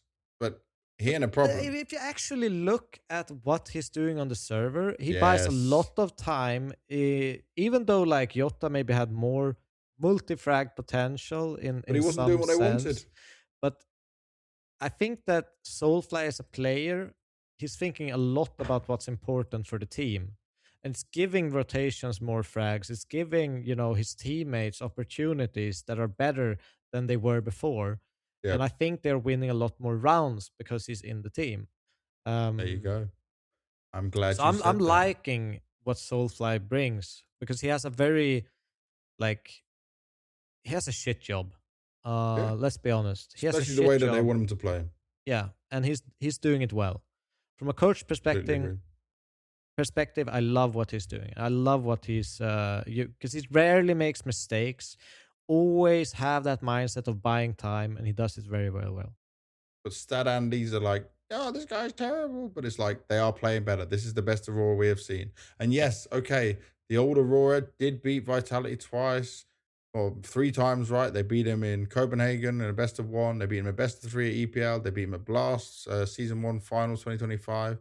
But after that, even though they played it close at Krakow, it's Vitality all the way right now, and that's just everyone against Vitality. So it's not the end of the world. I will say this: it was great to learn and hear it from now Zontaras and Maja about the hand problems that Zontaras is having, because now it starts to make sense. The it makes deeper he sense. goes Yeah, into a tournament, the problems he's having. By the way, if people just think he's saying this to like escape, I remember when he was on Big Clan, he had the surgery yeah. to remove the sweating from his hand. That was talked about. I heard that directly from some of the big players. So he had like something done to make sure his hand was less sweaty. But he's obviously got problems. And if your hands are having these kind of problems, it's no surprise he gets cysts and he's obviously having treatment for it. But if he's feeling pain while playing and still pushing through and also getting no breaks by going deep runs at tournaments and Aurora enter everything, like the fact he can even still do some of this and he's 30, like it is impressive. It is impressive. I'll give it to him because before I Yep. was I was worried and I was pushing. I was saying this isn't good enough, but I he's mean, got a it's he's got a great reason. it's still I remember Olaf getting it problems with his hands. Pronax had problems with his hands when we were playing. So I know the impact it has on a player, Yeah, and when you get that, sometimes your hand just locks. Like the it's muscle. also a mental worry when it could happen at Yeah. any point. There's something else to that as well. But So Aurora's top four. We're very gonna good, put as a good position for him. Yeah, a good very good. position. And also, actually, we'll stay more positive because it was a good position for Paravision as well. You beat NIP, you beat Spirit, which is definitely huge if you look at this as a domestic matchup and the way they manhandled Spirit. I think it was the Anubis. Anubis, they absolutely annihilated Spirit. Yep. This was Zway stepping up. It was Jello doing really good as well. And then, okay, they lose to Vitality, but they beat Falcons 2-0 in the quarterfinal. We've covered that already. Then they go up against Navi. Now, in general, this is an interesting head-to-head between these guys, right? Because Na'Vi may be winning it, but the games are entertaining. The games are exciting. It might be a good matchup for Na'Vi, but like for me, it's always a game that delivers. Not just because Na'Vi's winning, but because like these are two teams that can play well against each other. And Yeah, I think for Paravision, they have now established themselves as a truly elite team. And like Dastan said, by the way, Dastan continues to put banger interview after banger interview out. he's a We had meme him on the pod. machine. He's a meme machine, while also though he's just speaking his mind and the truth. You know, he told them, guys, we didn't expect to beat Falcons. I don't expect you to beat Falcons. He's telling his team, I don't expect you to beat Falcons. But it's like some reverse psychology in there mixed in with it Yeah, all. But dude, they're it's like fuck you, that's done. We are supposed to beat them. yeah, and they're getting it done. They're getting it done. These young players are gaining so much experience. And remember, I told you after Cluj, I talk Yeah, a bit more to Belshranok. But we were DMing on Instagram and talking, and he was just telling me, he was like, I loved these moments being on stage, even though we were booed, then we were cheered. Like, and James said it in the interview. They appreciate this so much, just to experience these yeah. moments. They are enjoying it. They are doing what this game is meant to do while also competing on the highest levels, and they are having a crazy breakout, which is not even a breakout anymore. They're there. They've done it. Now, they're not Yeah. the number one team in the world, but they lifted a trophy, and they are a team that can be title contenders at any point. I At will any say point. though, I think the scoreline in this Navi Paravision game is very, how to put it. It's I thought Navi were in control the entire game. I You think didn't think they Dust were 2, sweating? I don't think they were sweating one bit. I think The even Dust 2 worried me, though, because obviously Paravision's Dust 2 is really good, but once yeah, the but game started flowing, they had a 12-8 lead. yeah, It looked like they gained control. They had everything in there. It was just a waiting game until they got the last one, which they eventually did in the last round. Inferno, I also think they played a worse Inferno than they should. There was a lot of close rounds, a lot of they had a 5-2 lead on CT side, let it slip away into 7-5 win of the half for hmm Paravision, and then they won pistol and kind of screw their money a little bit with the win. So they were at 8-8. They were T side. They let the game slip away both halves with a great start. I thought they could have gotten a little bit more on Inferno from Navi. yeah, I think the game plan was right. They just very, very close moments and crucial moments that they kind of lost it on. And Mirage, it was an 11-1 half. yeah, They had like there was no chance in hell Paravision were ever going to make that back. So no, for them, obviously I look at Makase on these like really big important maps. He still struggles a little bit on Inferno. Had a 6-15 as Inferno, always, and bro. then Inferno's not for him. He's not learning. 2015 he had like what, a 129 rating on Dust 2. He had a Yeah. 160 rating on Mirage to close it out. He was a menace, he was a beast, and he was, You saw the way he started off that Mirage as well, right? When he was on short, just yeah, rotating over to B, yeah, 4K, yeah. 3K, multi kill, pop, pop, pop.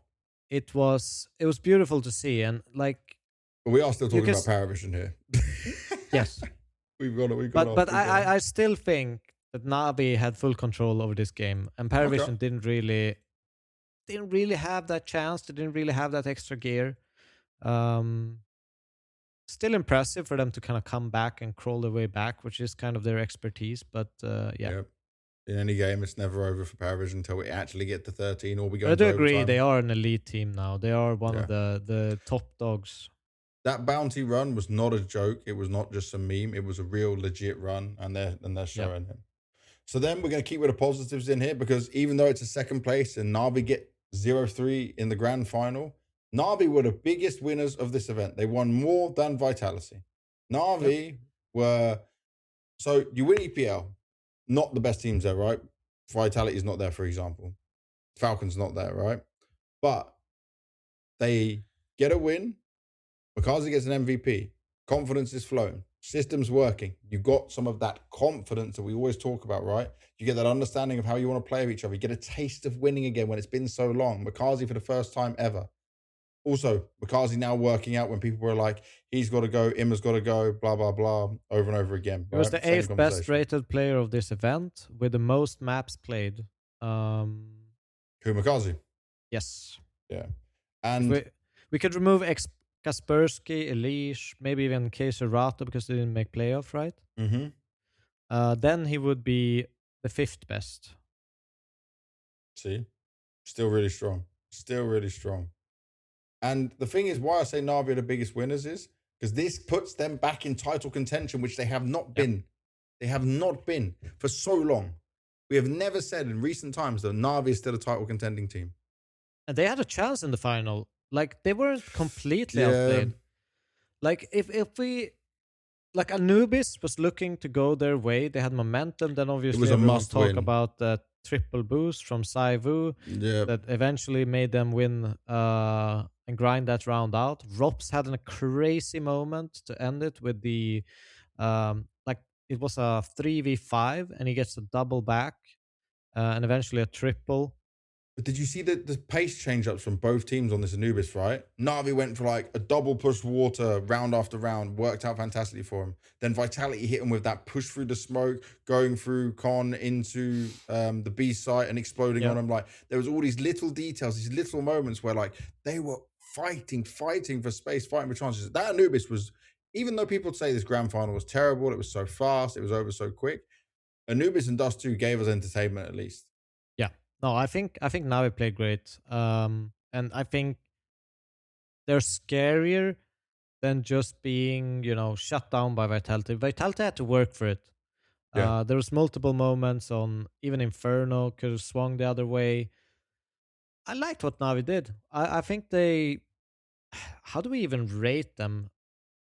After this tournament and after the success that they've had, if you look like at a complete ranking, are they the second best team in the world right now?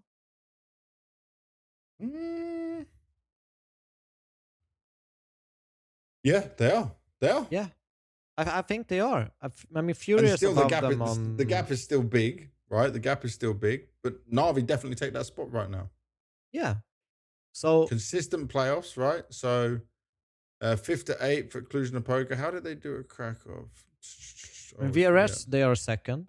In HLTV, they're third. Navi didn't make playoffs of Krakow, right? It was 16 playoffs. G2 made it instead, Aurora made it instead. Navi didn't play too well. Yeah. Then after that, it's been constant playoffs, a win at EPL, and they're on the rise. This second place is positive for them. 100% positive. So yeah, big wins. I think it's exciting to be an Navi fan. And it's even more exciting to be a Vitality fan because Vitality didn't drop a map the entire time. 2-0 9Z, 2-0 Mongols, 2-0 Power Vision, 2-0 Aurora, 3-0 Na'Vi. Now, we said about it would be a Rops or a Flamesy, maybe a Mezzi, depending on these grand final performances you can have that can take a Zywoo MVP away.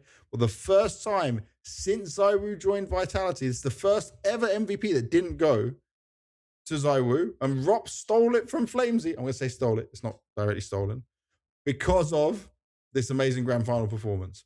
Now, that's something Striker already spoke about on HLTV Confirmed today. So if you want to get into it, HLTV seem to be, from my understanding, adjusting how they're doing the criteria for HLTV MVPs because it's different from how they did, say, the Budapest Major one, because otherwise WOP should have won the Budapest Major one, MVP. Yeah. But because he did so well here, and he did have a good event, like the whole event long, and especially in playoffs, but Flamesy dropped off so much that Flamesy would have won MVP if he just had that crazy performances in the final. Rops was just doing the dirty for it. I will say that when you're playing a team like Na'Vi, it works better for Rops than it would for Flamesy. Yeah, if you look at stylistically, and no one's talking about this, by the way, no one's looked at the fact, like Analyst Desk didn't look at it, other podcasts I watched didn't look at it, other people talking on Twitter didn't look at it, is in a game when you're playing Na'Vi and their system, their style, Flamesy's way will get you into a site, but he's not going to frag out as crazy.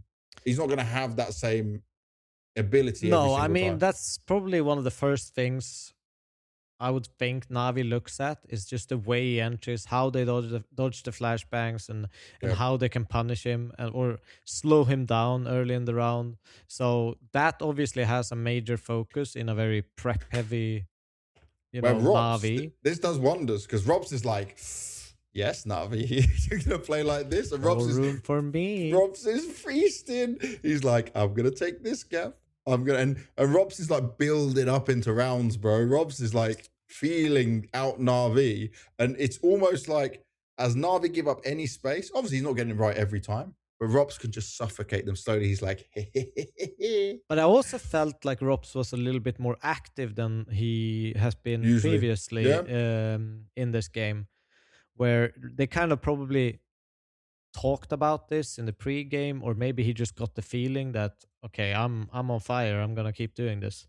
Because by the way, he wasn't spoke about as even being in contention for that MVP. Zyro had a 1.47 for the whole event. Donk was 1.61, but obviously didn't make playoffs. So Zyro 1.47, Flamesy 1.44, Rops 1.32. But see, look at that difference. That is a 0.15 difference between Rops and Zyro. In any normal previous MVP, Zyro would have still got that.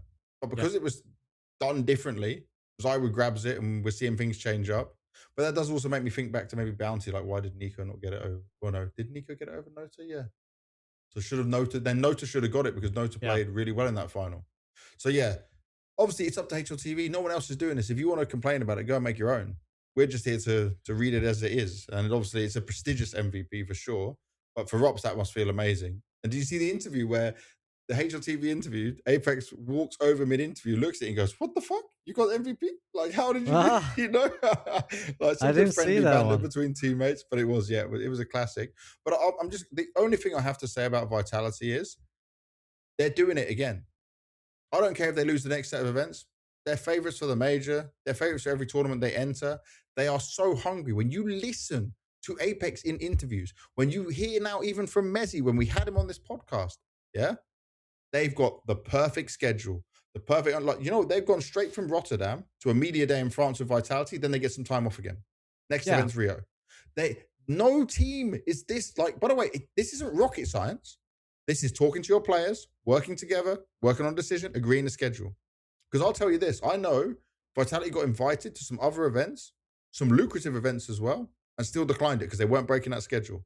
Because their schedule is equaling trophies. It's equaling players being happy, enjoying their time with each other, going back to wherever they live, enjoying time with loved ones, friends, whatever, and then coming back into it. Remember, Messi's got the kid at home.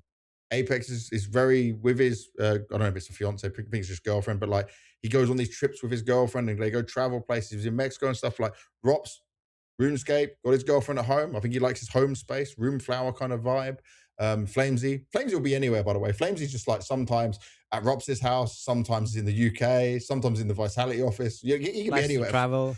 Flamesy's just going happy as you like. But we've never seen anything like this. The gap is so big. This no longer compares to the Vitality versus Astralis conversation. And I've been saying this for a while, but to see, like, for example, Pimp. I love you, Pimp, but you did make like, now 100% Vitality are the best. But that was done a long time ago. This wasn't up for debate after Budapest, in my opinion. Nope. From Budapest onwards, this was it. Nothing else.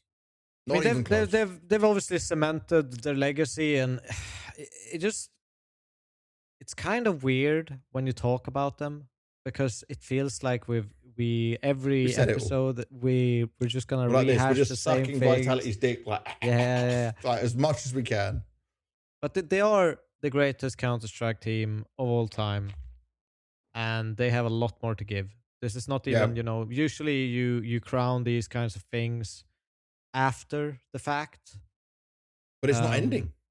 But it's not ending. No, and I mean, I'm thinking about the scheduling and everything. I just think that all these individuals that they have, they're incredibly intelligent. Like from players to staff to, every single part of it. So, yeah. By the way, what you just said there, this is not just a Vitality CS thing. I follow Neo. He's the owner, CEO, French guy, Vitality Neo. and he tweeted out, "What a Sunday for the Bees. CS2 Blast Rotterdam champions, Rocket League European champions, Trackmania DreamHack champion. This is an internally built-in team and organization for success. Right now, there is no other organization close to them, at least in the esports that I see. I don't follow everything. Yeah. Someone can tell me if I'm wrong, but Vitality are gods as an organization in understanding players. And by the way, I sat next to, on the way to Hong Kong, I sat next to Neo on the plane. This guy is down to earth for a CEO, normal person, knows us as talent, knows us as people, right? He's the owner and head for Vitality. He has built something that is truly unique in esports. Because we've had moments where some orgs can have success, but that much success across all titles, it's definitely DNA. It's in them.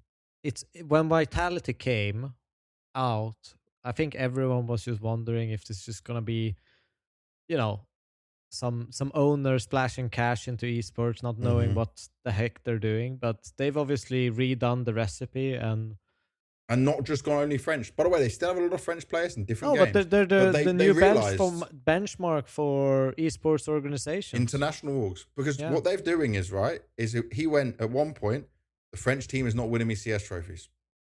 I love my country. I don't know. I don't know him this personally, right? I have a few chats with him, but I mean, I'm just going to assume he's very proud to be French. Yeah. But he still made that hard decision and said, this ain't good enough. Keep Zyru, keep Apex. Let's roll again. Let's get these new people in, you know? And he's making hard decisions, but also he's believing in the pieces he's got. I think what Apex just said, he's now signed till 2028, so he's still not going anywhere. Dan is what, 32? Sorry, Apex, I'm going to just Google this before I 33 now. Oh, I made you look younger, Dan. There you go. He looks very young. He's so fit and healthy right now. But like, he's going for it all the way. Yep. So many trophies, so much achievements. Everything is great right now. And I never get the feeling when talking to them that when they tell me they're hungry and they want more trophies, I'm never like, oh, they're just saying that for the cameras.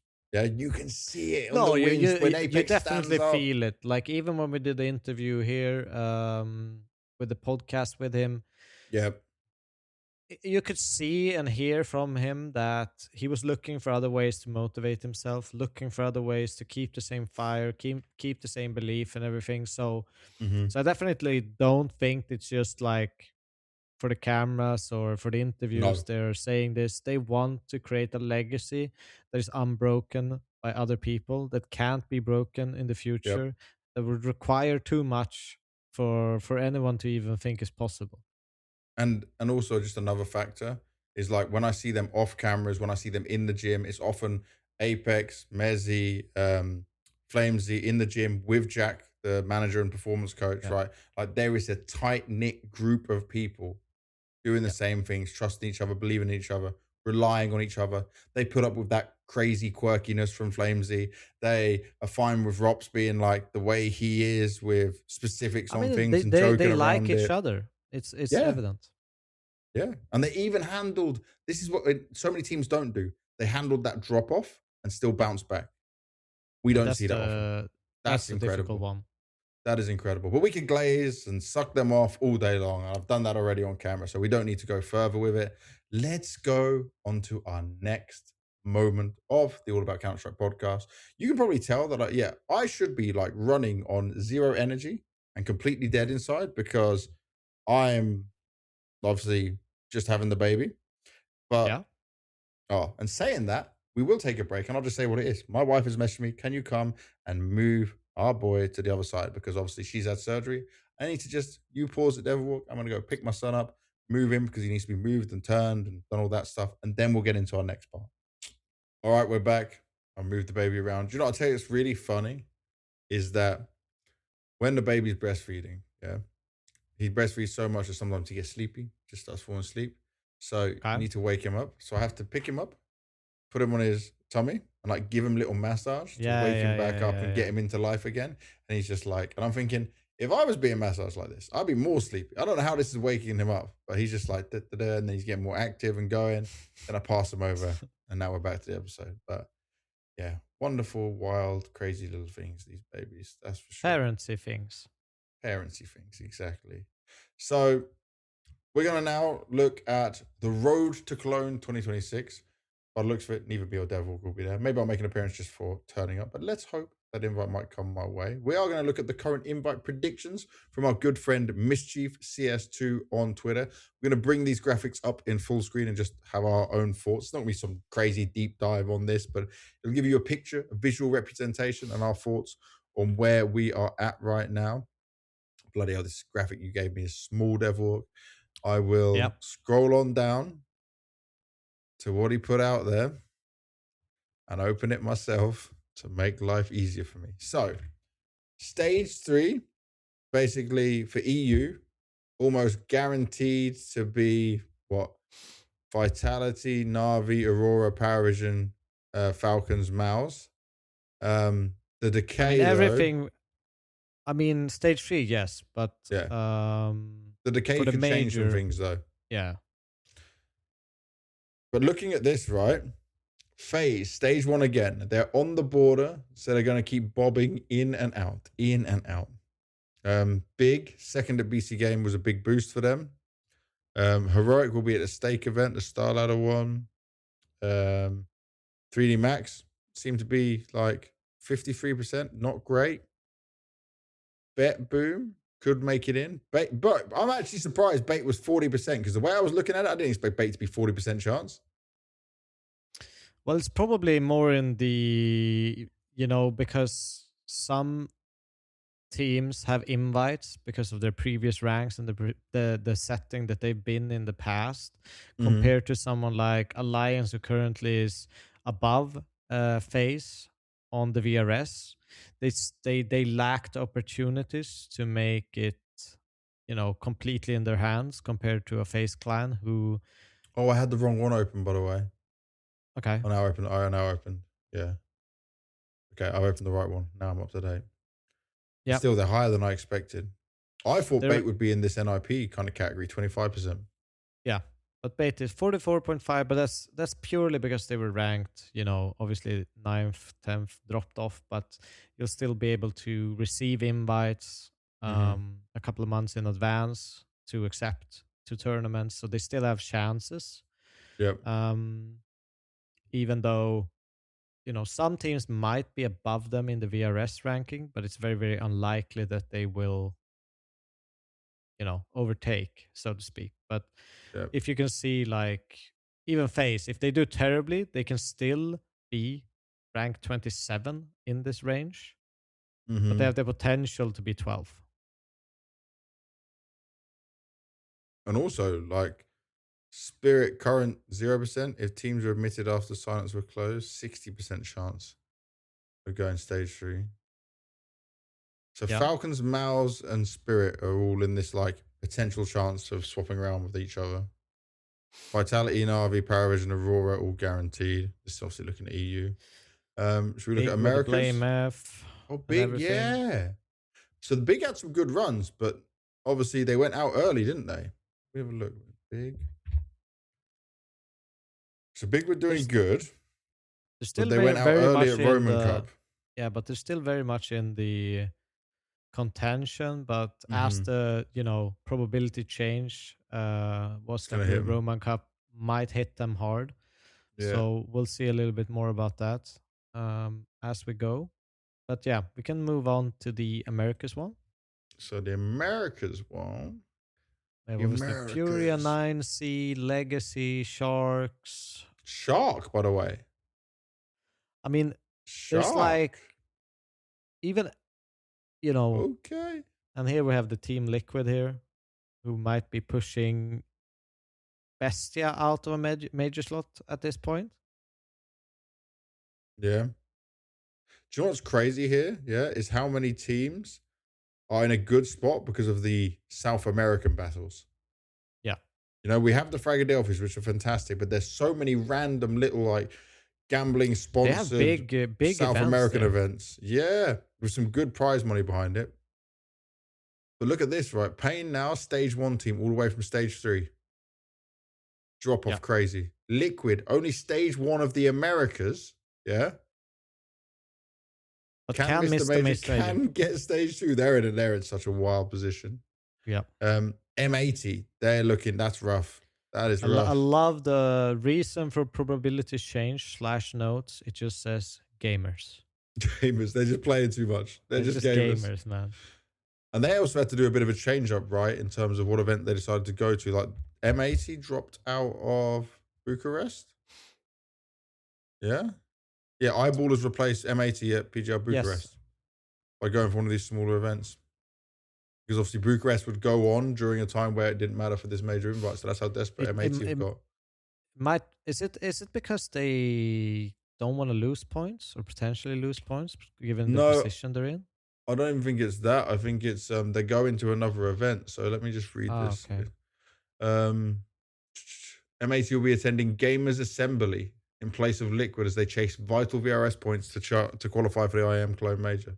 So they dip out of a bigger event to go to a smaller event, screw over PGL. Obviously, this is one of these things where it becomes a grey area, where the punishments need to be had there, right? ESL have dished out their punishments. PGL probably should need to do out their ones because you're set, you booked everything, you're supposed to go. Then M80 goes, well, obviously the major is more important, which I understand. The major is more important than PGL Bucharest. But then you've made a lot of other problems elsewhere. Yes, it's interesting. Very, very interesting. So who else have we got here? Let's have a look. What team's Art doing for now? What? Art went to Legacy, right? Yeah, so Legacy stage 2. That's it. They're good. 100%. They're good. Nice. And then the next one then is Asia. Yes. Asia must be poor Mischief having to do Asia. Because that's crazy. So here it's Mongols, expected range 1-1. Thunder Down Under. Yeah, that's the one I told you about before. Yeah, that's a great name. Wait, I can't find the 30th one. Because you gave me these graphics, but you gave me no links. And the graphics so small for my eyes, bro. I will send you the link. I found it. Okay. So Mongols 100%. Thunder Down Under. Bro, this is kind of crazy. Tai Lu still 95%. Had basically no anchor and land cap space since the beginning. Just needed the events. No clue how they're doing 2 at the same time. Yeah, they're doing 2 events at the same time. But pop off. Yeah, exactly. FlyQuest. Due to double ups, Gang Kwai does become quite a bit more important. Ooh. That's a tournament, I presume. Yeah, that's the one that Tai Lu's at as well. Semper Fi, I think, is going to. And Semper Fi, all resets on Gankai. All rests on Ganko. So they need some results from that tournament to be able to push themselves over the line on Lim Vision. But I'm guessing Lim Vision is at that event as well. So what I'm seeing is essentially they need a bad performance from Lim Vision. But is there 5 spots for Asia? He says teams currently predicted to qualify. There's 5. Yeah. That's crazy. And then other than Mongols, they all go stage 1. There's no way any of them getting this. Oh, is there a stage 2 spot? There should be a stage 2. Or? Can't be. No. Only Mongols, and then they're all stage 1. That doesn't even make sense, but I don't actually know. Yeah, I'm never sure about it. Asia's the one, but we should study up more. So apologies, guys. We should check. Yeah. We're learning as we go in this Asia region. Yeah, bro. The Asia region gets us every time. Okay, stage 1, 4. Stage 2, 1. Stage 3, 1. Okay. So Thunder Down Under could grab a stage 2 then. Which would be crazy for them. Could be actually crazy. And Thunder Down Under is Dexter, Liaz, Alistair, like the old FlyQuest gang with ASAP and TJP. That would be huge. That's a massive one for them. Fair play. Welcome back, boys, potentially. Well, definitely welcome back in some way, but stage 2's that's pretty damn good. That's hella nice. All right, so that's our little VRS update of where we're at with things. And the reason we're talking about this now is we're next going to go into what DevWalk here called the Tier 2 Event Furnace. Because Dust made a good tweet, right? And, okay, he goes, G2, from beating Vitality in a best-of-5 grand final to getting eliminated by Sinners in a Tier 2 land. Then Messioso, one of the VRS knowledgeable gods out here, he says, I think a lot of top teams and players underestimate how jarring it can be going from the comfort of Tier 1 events to the furnace of Tier 2 open events. He is exactly right, because you are in many ways spoilt in S tier and tier 1 events, and then you're going to literally old school LAN cafes. Now, some of the old school players might be able to handle it more than even some of these newer players can, because this is a very different vibe, very different feel. You could be waiting hours for games. There could be huge tech problems. There's no like But extra support stuff on. there's also the other, if I heard you correctly, that like some of these like pros that's only been in the tier 1 scene, Yeah. because before it was online and then tier 1 LAN events. There was no middle ground, to so to speak, before VRS came to pass. Essentially, there was maybe one Mhm. LAN, like you could go to the ESEA one final, Yep. and a couple of Challenger. others. Yeah, But even a some couple tier of 1 those. teams But technically, or tier 1.5 were a challenger. yeah, so there was very, very small portions. So some, like take someone like Kyosuke, for example. Yep. Like he basically only has tier 1 experience. And No, if he you did some would, of those the lands with Spirit Academy and stuff. Remember, we covered that. okay, but not much. Not Yeah, okay. much. Yeah. But there are some like tier 1 pro players that don't really have the growth of going and grinding LAN after LAN in this kind of a manner. Mhm. So you could see tier 1 pros who get a little bit of You a shock. It is a bit of a shock, and probably the quality or standards of a shock, but then that's up to if they've got a big organization like Messio's 100 Thieves. You can get them all the nice things they want, the nice rooms, give them a better treatment than maybe what some of these lower orgs would do. But at the same time, you have to drop the ego.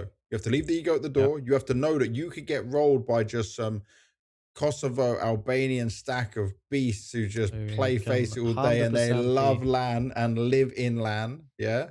Or you can get rolled over by a team like Sinners and then they drop out the next game. They just have a life game in that one. And remember, we are playing MR12 where it goes so much faster. All these things are possible. If we look down this, right? So we're going to open a few events here. Now, we're not going into crazy detail on these events.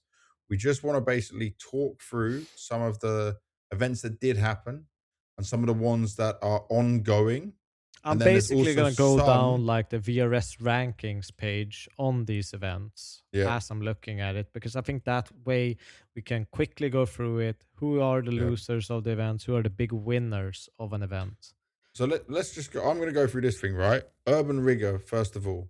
Yeah, Focus is the team that ends up winning that. I only know Volt and ZTR. I don't know but too much about the other this guys on the is. team. But you remember that like great Great announcement video? promotion video with Cuban Yeah, as a coach. yeah, Yeah. I remember that. But I mean, I told you, I don't know these players. Yeah. yeah. They went on to win this. And by the way, some of the teams that were in attendance here were not huge names or anything special, but there was still a wild card and a 3D Max. 3D Max managed to make top 4 there. 3D Yeah. Max actually, in the end, losing to Phantom, who made it to the grand final. It's only $5,000, but tell me the VRS points. Give me that breakdown. So Focus gained 310 VRS points and gained a stacking of 78 rankings plus, and ended after the event on 53rd place in VRS. Actual win. Um, Value for money. the second best winner is Olibet. Olibet. Okay. Plus 75 points and plus 21 placements on VRS. They ended on 134. Phantom, who came second at the event, beating 3D Max, plus 72 points and plus 9. And why the big discrepancy for Focus is because of obviously getting LAN wins, which the other people have already filled in their kind of VRS point segment, and they're filling multiple kind of buckets at the same time, which is why they get such a burst in VRS points. And we have Wildcard gained a decent amount of points, 51. And we have Astral 38, AAB 24, and 3D Max actually gained 16 Two. points and If 2 you're coming placements. top Yep. 4. I'll say this. I found a team here called Matrix, Ukrainian team. You need to change the team name. You're not allowed to use that team name. If you remember 1.6 days, Matrix was pretty legendary old school team. Spawn's brother played there, for example. Spawn played there for a little bit of time as well. Like, you're not allowed to use that nickname, boys. I'm sorry. You can't. We got to change that. Change the name. Especially if you're losing. Exactly. You got to change that up, boys. Yeah. I'll have a chat with them. Next event was the BC Game Masters event. This is what G2 entered. This one was stacked, BC though. Game couldn't. Yeah, BC Game we're not allowed to, which is good. I like that we're sticking to the rules and stuff on this. So this was a 24 event team. Cybertruck was supposed to attend. They withdrew from it. But Sinners were there. Big, Hotu, G2, Bet Boom, Gentlemates, Tricked, Monty, Miles NXT, Inner Circle, 9, Eternal Here Fire, is almost OG. it's almost more interesting looking at the losers of points in this one. There's obviously big jumps from like Aim Club, Sinners who won the event, Big got a lot of points. But if you look at like G2, lost points. Look at Heroic, lost But they lost 20 1 point. points. They lost 1 point, but still one Okay. point. They went to this event thinking they'll win points, not lose points. Didn't lose a Heroic placement, luckily. lost 20 points and 5 placements in VRS. That hurts. That could be crucial. Hurts. That hurts. Ecstatic lost points. Passions lost 40 points and 16 placements. We have Fnatic lost 16 points and 7 placements.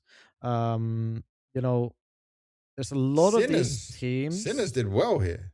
Sinners got 106 points and 15 placements and placed themselves number 17 on the VRS list. So there's a lot of big changes from this event, and also like puts a lot of these like Heroic in a very like -5 placement. There were 6 teams entering the tournament and went home in 21st.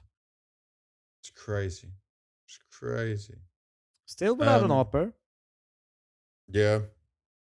Still going through that. It's just they got to fix that, man. Yeah. Unless Youngstar's just going to become an AWP now. He's just changed his whole career.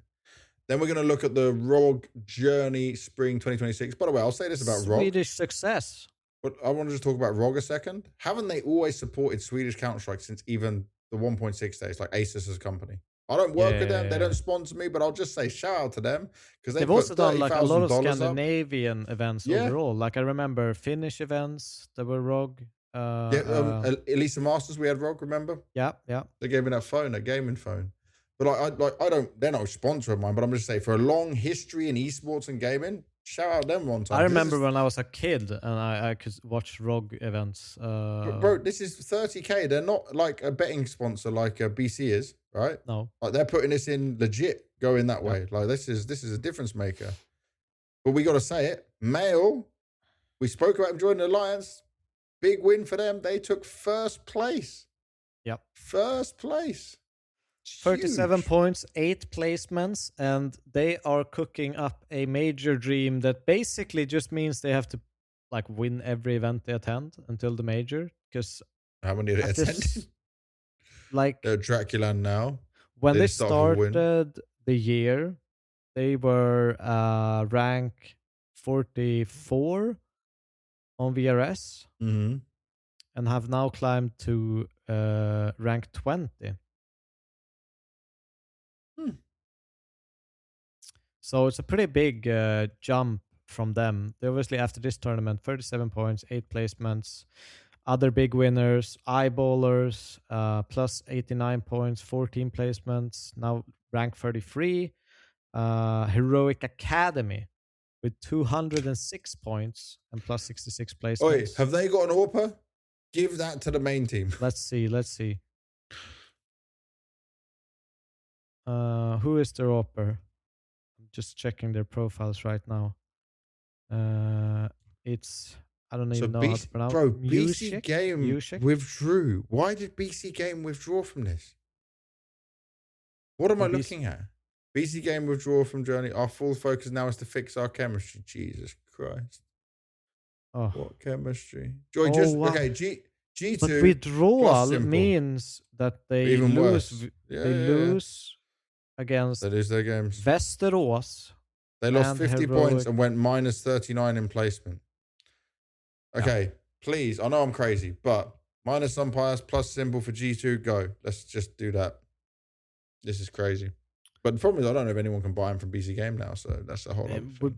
Would Simple and G2 really be the team? Bro, I don't know, but just give him some. Either way, I need to see him back on tier 1. I need my boy on tier 1. Great for Swedish Counter-Strike. Very happy about the results. We have great for Eyeballers as well. 3 out of 4 teams in semifinals were Swedish.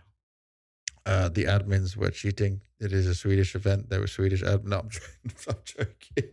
But still very, very good. was there match fixing the draws. We were at the border removing passports like we always do. Like the visa is not available. Oh my god! But good, very, very good. Yeah, and then the next event over in the Americas, Philadelphia, York. I thought it was New York, but it's Philadelphia, York. Is there a place? Yep, in New York. Okay, it's in. This is ongoing lands as we speak. Oh, this is finished.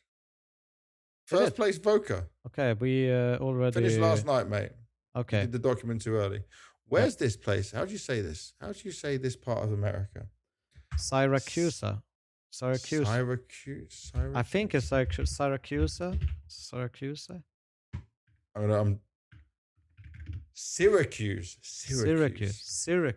I was close. Syracuse. They're close enough. So out of here, there's no notable teams, but it's a good event for the American staff. It's $15,000 prize money in there. Voca with Junior. Junior's George, still doing it. Semphis coach. Shout out Semphis one time. So Voca won it. Voca went up 5 placements, only 18 points. The problem is because they just went against Americans, right? So it's good for the internal Americans region, and they need more events like this. But they benefit when some of the Europeans or the international teams go over. Comes and lose points.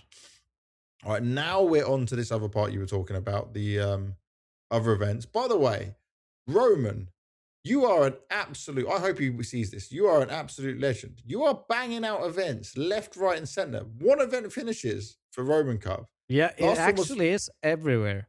Last one was HyperX. Yeah, this one is Radio Popular Roman Imperium Cup VII. I don't know my Roman numerals.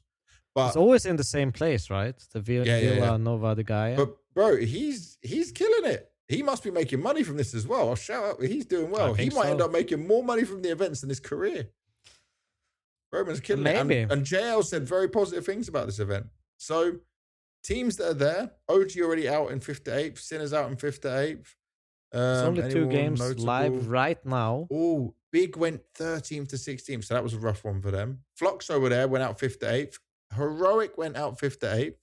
So we're at the top 4, which is Grand Final, Bet Boom Bestia, and tiebreaker 3rd place, Ascend G2. Who did G2 lost to Bet Boom? Yes. Did this just happen? Or it must have happened when we were here. Yeah, it was happening when we started the episode. All right, let me look. This is a minus 22 points for G2. Some players will tell you to your face, right? I remember back in when we were at Cologne one time, I saw him and his family and everything, and they were so lovely, and he is such a nice person. But right now, I can't just let my bias for I like the guy be accepting this. This is bad. They're currently playing Ascend in the 3rd place decider. They have to win that, right? They have to. They're leading 11-5 right now. You can't lose that. This could be huge for Bestia as well, as we talked about. They were the ones in the Americas, on the outside, right? On the outskirts of that major. Can we see points already? Oh no, we can't until it's finished. No, we need to. But there's so much going on. There's so much Counter-Strike. Yeah, it's beautiful. This game, it looked like G2 lost 22 points, and this game gained Betboom 27 points. If I found us a sponsor, I could run. Here in Lisbon, for example, the All About Counter-Strike LAN event Cup for VRS, yeah? And from I'll be at the border. And for the looks of it, I need like a $15,000 prize money plus a venue. We could just cook. We could actually cook. It must be so fun. It must be very hard. I'm sure it's super hard. You need to have a great team. Yeah. But I mean, we could pull some resources and pull something off. I need to look at this. I feel like if I'm getting less talent work, yeah, and I've had a bait. Doing more LANs. I'll just start doing some LANs out of nowhere. Let's do it. And we won't even run commentary. We will just run the podcast. We will just be live podcasting the VRS. Podcast. We'll bring Mischief in. It'll just be a big monitor in the arena. Yeah. We're just podding the whole time. Exactly. Like, there's no commentary. There's Yeah, actually the commentary is dead. We are bringing the new system in, and we podcast the whole thing. We just bring the players, come sit with us. Like, mate, you sucked. Like, what was going on? What was happening? We just keep it real chill. We'll get some if they lose, we'll give them beers to drown their sorrows. great idea. I won't give you beers all day because you still need to function. So we're not. You can have one at the end, but you're not. And I'm not drinking alcohol. Yeah, we'll get some sort of energy drink sponsorship to keep me alive. Okay. And we'll have Snowy the dog there, my dog. I think we're derailing, but you're cooking. Mate, the ideas are rolling. I've got a serious dad buff. I went into my wife and I said, like, I should be knackered. I have slept like less than 6 hours. I think maybe I slept 8 hours in the last 3 days, and I'm still like it's there. Maybe I'm in the lunacy hallucination part of my life right now. I've been playing a very very soft, wave of sound that just your kid is in danger. Your kid is in danger. Bro, I feel like that Keep is the adrenaline pumping. I feel like that is my internal clock is I cannot fail. I know I must work harder now. I must even succeed more, from selling the mouse pad to now starting an event I'm not actually starting an event, just with spitballing ideas, but I mean, trying to get more talent work, doing the other stuff. Yeah, I'm on it. BetBoom just won the first map. Okay, they'll probably win it though. That's huge for BetBoom, right? Where are they on this mischief bag thing? Give me your numbers. So they were on the outskirts with a 17.5% chance of making the major. Obviously, this will be huge for them. So they were in a rank of ending up between 14th to 27. If you just look at the G2 win that they got, they jumped to the 19th place already from 26th. So there's a big chance that this will get them to maybe a 16, maybe even jump over like an NIP chance or around the Lions. Getting our editors to just bring back this EU VRS graphic. 100 Thieves, 1.8% chance. They're considering attending HLC. If they attend, they have a chance of making the major. I will say, people cannot clown on this team because the way they've done it is so good. I actually really like what Messioso's been doing, how they're making this work. Yeah, I'm not talking about results. I'm just saying, like, people will go, they bought these players, they didn't make the first major. That wasn't their goal. They never had a fucking chance in the first place. So it's like they've just been catching, like, they're second place, they're top 6 at the Parking Challenger thing. Like, they're going to go for this Astana qualifier as well, even though it's an online one, right? It's something they should do for trying to get to a big event. Like, I like where they're going. I like where they're going. I think they are cooking right now for sure. All right, let's go to the next one. So we got Digital Crusade, Draculan Season 6. Draculan, by the way, it's Draculan and Roman who are like up there on this like back-to-back non-stop event. Really well played.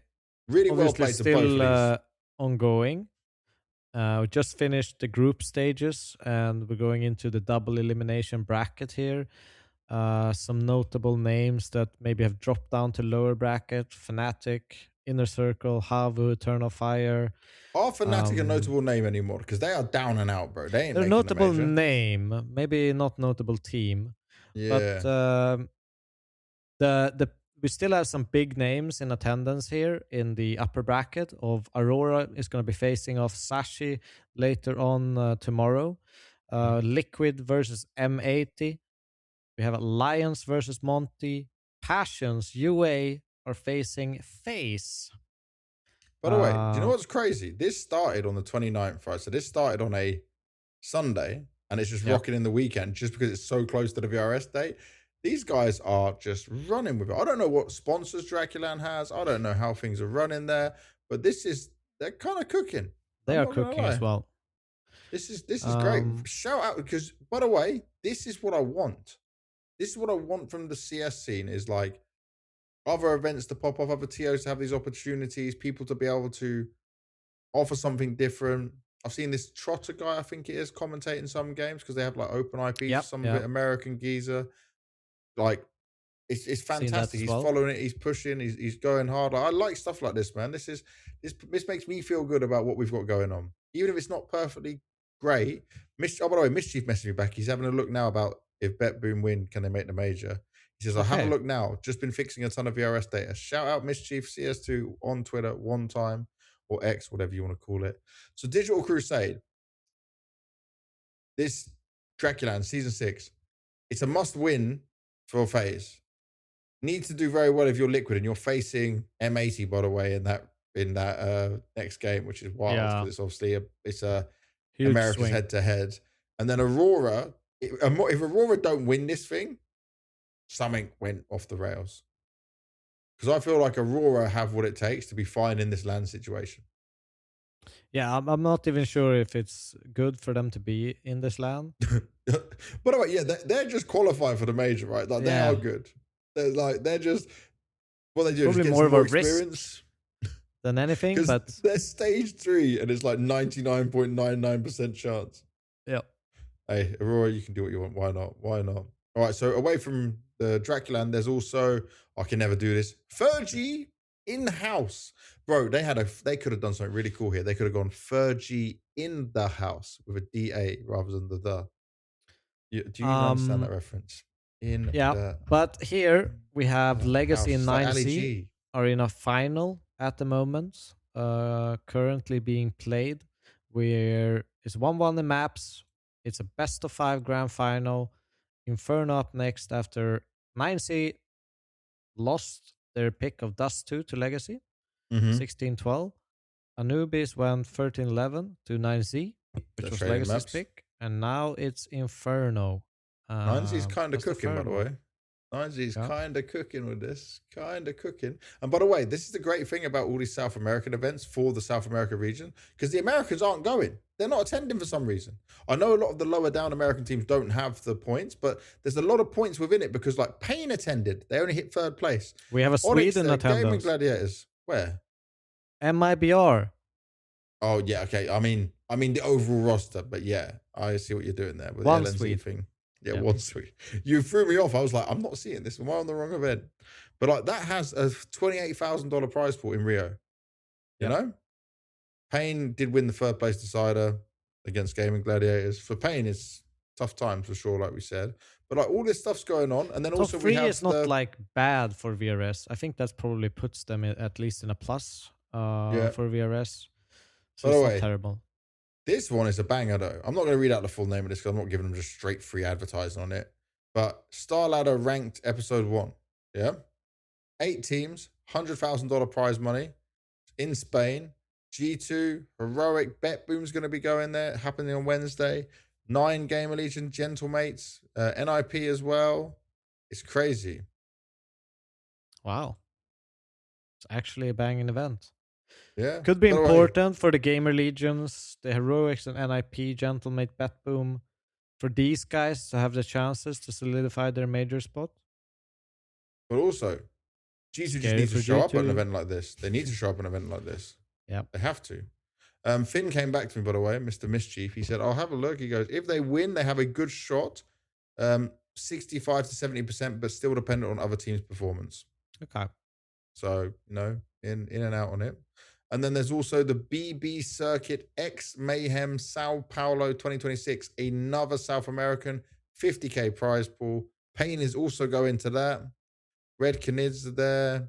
Imperial, Gaming Gladiators, all American teams showed up. Marsborn. Let's go. There you go. That's what I wanted to see. You just can't let all the South Americans just farm all these points. Also, technically, a Swede in attendance, Wolfie. Oh, here we go again. Yeah, okay. He's riding the American flag with his dual citizenship. Ah, okay. Yeah, I remember. Wasn't he on one of the gamers things? Yeah. Yeah, okay. Good old gamers. Shout out that one time. Also, looking at this, right? Because we'll get to the end of this now. We've done a lot of time on it. This South American thing is crazy because obviously it's open registration. Obviously, you need to pay for the flights and stuff for teams as well. But open registration, I'm sure, means like they're paying a fee to enter as well. Yeah. So, yeah, that prize pool's going there. But obviously, there's a lot of costs that go in with it as well. Oh, even Lucid is the coach. It's my old assistant coach for Marsborn. Oh, nice. There you go. Huh. Cool. Look at him go.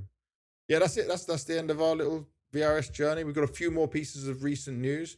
We're going to start with a British major playoff performance from ITV Thomas. After nearly a decade competing in both CSGO and CS2, going from the UK scene to the major stage, I've decided it's time to channel everything I've learned into the next chapter, coaching. I've been fortunate to experience the game from every angle, breaking through with Endpoint, competing internationally, and most importantly, representing the UK at Blast TV Paris Major of ITB, reaching 5th to 8th. So 5th to 8th place from a run that started in the open qualifiers. So first of all, you actually had him on your team. I love him. He's just funny guy, good, actually positive guy. We had beers with him in Paris as well. I remember we were chilling with him when they were going through all that all horrible ITB Yeah, drama.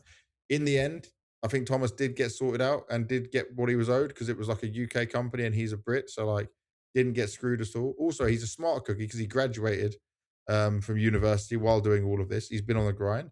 But how was he to coach and could he be a good coach himself? I'm sure he can be a good coach. I think he's very very good with people. He's funny to be Hmm. around. I think also when I was coaching him, it was kind of his first step into an international like team. When he joined us in No Chance, I remember he had doubts if he had the skill and everything to do it internationally, but I loved having him on the team. I think he you know was maybe a little bit of self-doubt that was holding him back in those Hmm. days, but an amazing guy. If I would see him today, I would hug him, and we're very very good friends in that sense. So Nice. love the guy. Think he has everything he needs to do it, because he went from being kind of maybe a rifler that would just run and gun Yep. to taking a step back, analyzing his own game, into becoming obviously an in-game leader from that point of view. Hmm. So he took kind of like an Apex journey esque in a sense, where he was Yep. like an entry fragger, run and gun, into starting to analyze his game and thinking. So he definitely has the tools to be a good coach. Nice. Well, I wish him the best of luck. We both like you out here, Thomas. So Yeah. fingers crossed, mate, all goes well. And obviously, Max just got his shot of doing, I think it's analyst for Astralis right now. That's been announced. So Yep. that's in there. Now we're going to go over to your country, Medisport, Swedish team. Jaquinho once again finds himself being benched. This guy, by the way, like he went from his little time on Fnatic in 2021, Young Ninjas, then Young Ninjas again, Lil Mix, Medisport, Lil Mix, Copenhagen Wolves, Medisport, and now bench. Like he- he's I don't think he's a bad player, but it's the ups and downs and it's that consistency thing again. And the rumors are that Medisport are going to have Stanislaw instead of him. So that would be Plopsky, Isaac, Dragon, Forsey, and for now we're going to have Fozy and Forsey. Bloody hell. And Stanislaw in there with Vins as the coach. You can see why Vins would bring Stanislaw over. And Yep. Stanislaw could work really well with these kind of players. So I like this move. I like I, this I move a lot. also like the move. I think Stanislaw is kind of underappreciated by the community at times. I feel like Too he's much, and I done. love him. Yeah, We he's need he's to a get him on. great in-game leader. I've worked with him both when I was in I worked with him when I was in Optic, and yeah, he's always been a very very smart player, very intelligent about the way he set up his teams. He's very harsh in the way that he you know leads, which I think is a very Mhm. very good thing. Um, and likes to have the control and take the mantle and decide things. So I think it's a great leader for this meta sports, and they obviously need to kind of think more in the international way with the way they've set up this team. I mean, I remember when I watched Jaquinho and Meta Sports in the Swedish Cup. There were Yep. basically four Swedes and Dragon, which was kind of weird with a Polish coach. So it was obvious that they were always going to go this direction, at least internationally. Um, and yeah, hope to see more from Meta Sports, and maybe they can unlock some of that Plopsky and Isak Yeah. um, again with Stanislaw. If anyone can do it, it is Stan. Stan the man. I'm Yeah, very positive around him. He's brought up a lot of the young North American players as well, grinds his way out and knows how to do it. And back with Vins is a positive. 100%. From here, we get to look at ESL announced move to 8 teams playoff for 2024 and also what their whole Pro Tour looks like for 2027. I'll just say Love this. this. Yeah, bro, everything about what ESL just gave us is a win. 8 teams playoffs. So what this means is they are listening.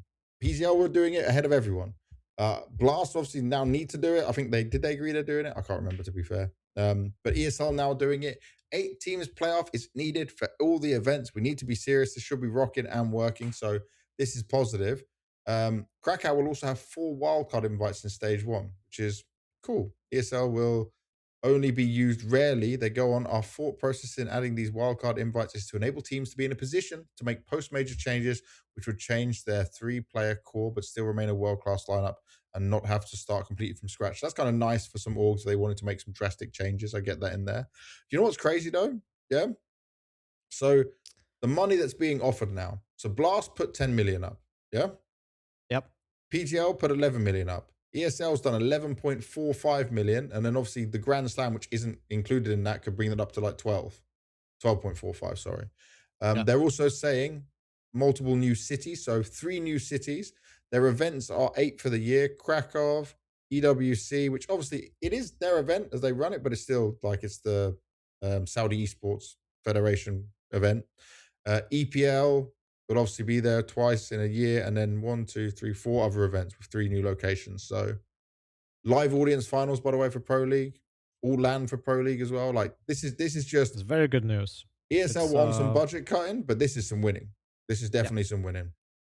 And I like this. Pete, thank you very much, by the way, HLTV. They're comparing the prize money. So Krakow 2026, first place 4,600K, second place 216,000, third place 131,000. Krakow 2027, 500,000 first, 240 third 130, and then it just drops down. Like they're going like it's a little bit. It's more top heavy for the top 8 teams. There's more money. It's lower down for the lesser teams. So yep. I think everyone liked that. Everyone would agree that they liked great that. bunch of changes. I mean, the only thing maybe I don't really know how the wildcard invites is gonna work, but I'm not a big fan. If you want to make changes in the middle of the season, then Yeah, take but the some do. punishment and go to the local lands, man. But Some other than do. that, it is very, very good news. Very good news indeed. So from that is recent news done. There is just 2 more segments left to go in this episode of the All About Counter-Strike podcast. This short one. Short one. Short. Only 2 hours, 20 minutes, mate. Even with all that yapping. Felt like a banger episode. Yeah. Feel like I've been on one. But next event that's coming up, it was another one I was invited to, but I need to be with my wife and with my kid. It is the PGL Bucharest 2026. In terms of the teams attending here, it's not the very world elite teams, but Paravision's going, Mongols is going, clear favorites. Astralis, FaZe, they need to attend everything. Foot, Legacy, 3D Max, Bait, NRG, Eyeballers, BC Game, MIBR. Like usual. MIBR, Focus that you just spoke about, Voca, the American team. Remember, this had qualifiers as well, right? So the South American qualifier, EU qualifier. There's replacement teams as well. So like inner circles in, wildcards in. So we're getting to see like some changes, some different teams in there. Remember, PGL just runs the best format, the Swiss system, 16 teams, great playoffs, third place decider, 4 quarterfinals in there as well. So just everything is a win when you look at this. Like this is just a huge win as an event for any of the teams attending. Paravision, clear favorites as the front runners and the winners, right? For me, it's Paravision, Foot, Astralis, Mongols. Well, maybe not in the order.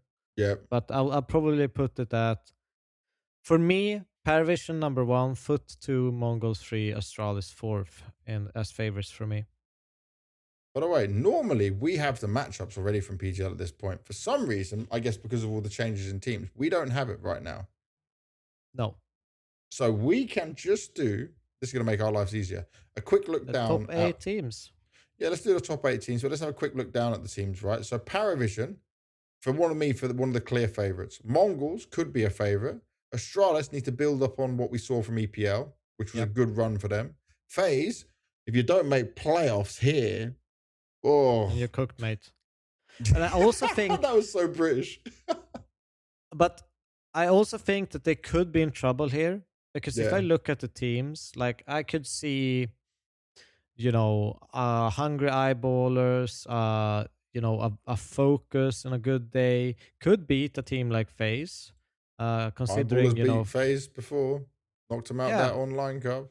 So there's a lot of trouble here for FaZe. They need to start picking up wins, and Yeah, these are teams that are, fighting for a lot of points that they could steal off a team like FaZe, who is clearly turbulent yep.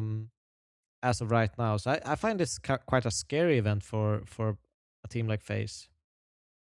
Then looking at Foot, I feel like this could be a dark horse to win the tournament. You know Yeah, how much this I could love be a Foot. winner. Yeah, Lounx they is could using my definitely mouse win. pad, by the way, and he's been dominating. Just going to put that out there. He's a heavy claw user as well. Shout out to him and Mezzy one time. Legacy can be interesting as well as a team that can Yeah, make a run at events like this. Obviously, it's now with Art. We did say we like the style of change in there. 3D Max has to do some damage here for sure. Bait need to do good. We're not sure what we're going to get from them. it's NRG potential. NRG has some dark horse potential in there, not to win it, but to like go playoffs. yeah. Who else we So got are we here? gonna do 8 teams here? I'm not finished talking down the list of teams, bro. Okay. Eyeballers, just I liked what we saw from them when it was the Blast Bounty. I said it was an Yeah. online cup, my bad. It's just an online part of the Blast Bounty. BC game, do they attend? Are they going to show up or are they going to? No, they can't withdraw now. Surely they're attending. We need Or are Simple back. they Trust going me to the not to be there when beach Simple's back. to work on the to chemistry? connect. MIBR, I don't know. I've still got no hope for this weird It's a bit of a weird Brazilian team. mix. Yeah. Focus, interesting considering obviously they came off doing very well, right? When we looked at them winning Urban Rigum. But obviously this is a much tougher opposition. Voca won their Americas event, so let's see what they can do. Inner Circle, still trying to grind back from now Ken's not there, but I don't feel they're in that worse of a spot. And Wildcard's just kind of weird, man, because it's Rec, Hext, and Peeping. James IRL is the coach, but they've got Namanha in MHL. there and MHL. How old's MHL Yep. now? 24. But why do I think he was older than what he was? Maybe it's a different MHL. There was a German MHL as well, right? No. This I think it's the same guy. If you look down his team list, it's been like Yep. an Ago. Oh, yeah, okay. No, there's another MHL here. He was in Falcons. There was another MHL as well. Oh, really? Long time ago. Yep. Also Okay. Polish. Anyway, that's beyond the point. So let's give our top 8 teams then. Would you like to start or shall I? I can start. I'm gonna give You're it. ready. You're focused. I'm gonna do this. I'm gonna give it to Paravision, Mongols, Astralis, Foot, Legacy, NRG, Eyeballers, and Focus. Ooh, you went interesting, Mr. Devil. More interesting than I expected. All right. I'm going to give it for my 8 playoff teams Foot, Paravision, Mongols, Astralis, Legacy, 3D Max. I believe they'll still do it. Eyeballers, and somehow BC Game, because I just always believe in Simple. Somehow they'll make this work. See they had if some they time to crack cook. the code of chemistry. Yeah, see if the chemistry can work out, see if they don't tilt too much, and then they make that deep run. Who do you think's winning it, though, honestly? Honestly, for me, it is probably Foot. I think they have, yeah. I was going to say, I would put Foot in the grand final. And they got this playoff experience at EPL, but remember, there's no crowd here. And they could do some damage. But I think if they faced a Paravision, it would overwhelm them with just how difficult I still think that matchup is. Paravisions are favorites, but yeah, I kind of want to lean into Foot. Also depends on what kind of bracket they go into as well, right? Yeah, How it happens. But they would love some revenge on Paravision from Cluj-Napoca because Foot would have made the arena then. So Foot could be super, super motivated with him. But there you go. That's the best preview we can do for Bucharest. There's no matchups for it as well. Do watch, do enjoy, do support PGL. You know, one of the independent TOs out there. Now it's Q&A time. And I'll start this one off because it's our favorite. I can't say he's our favorite, but he does send a question in every episode. So it's kind of he deserves some love.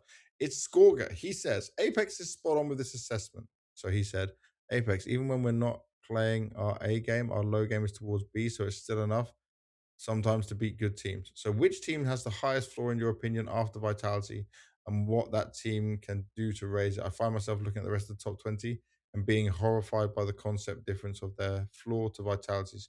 Furia seems the most reliable, not anymore, in my opinion, personally. In this metric, earning their second place rank currently. So I mean, peak wise, it's Falcons. It's not a yeah, question. I think that if they play at their best game, it is yeah, Falcons.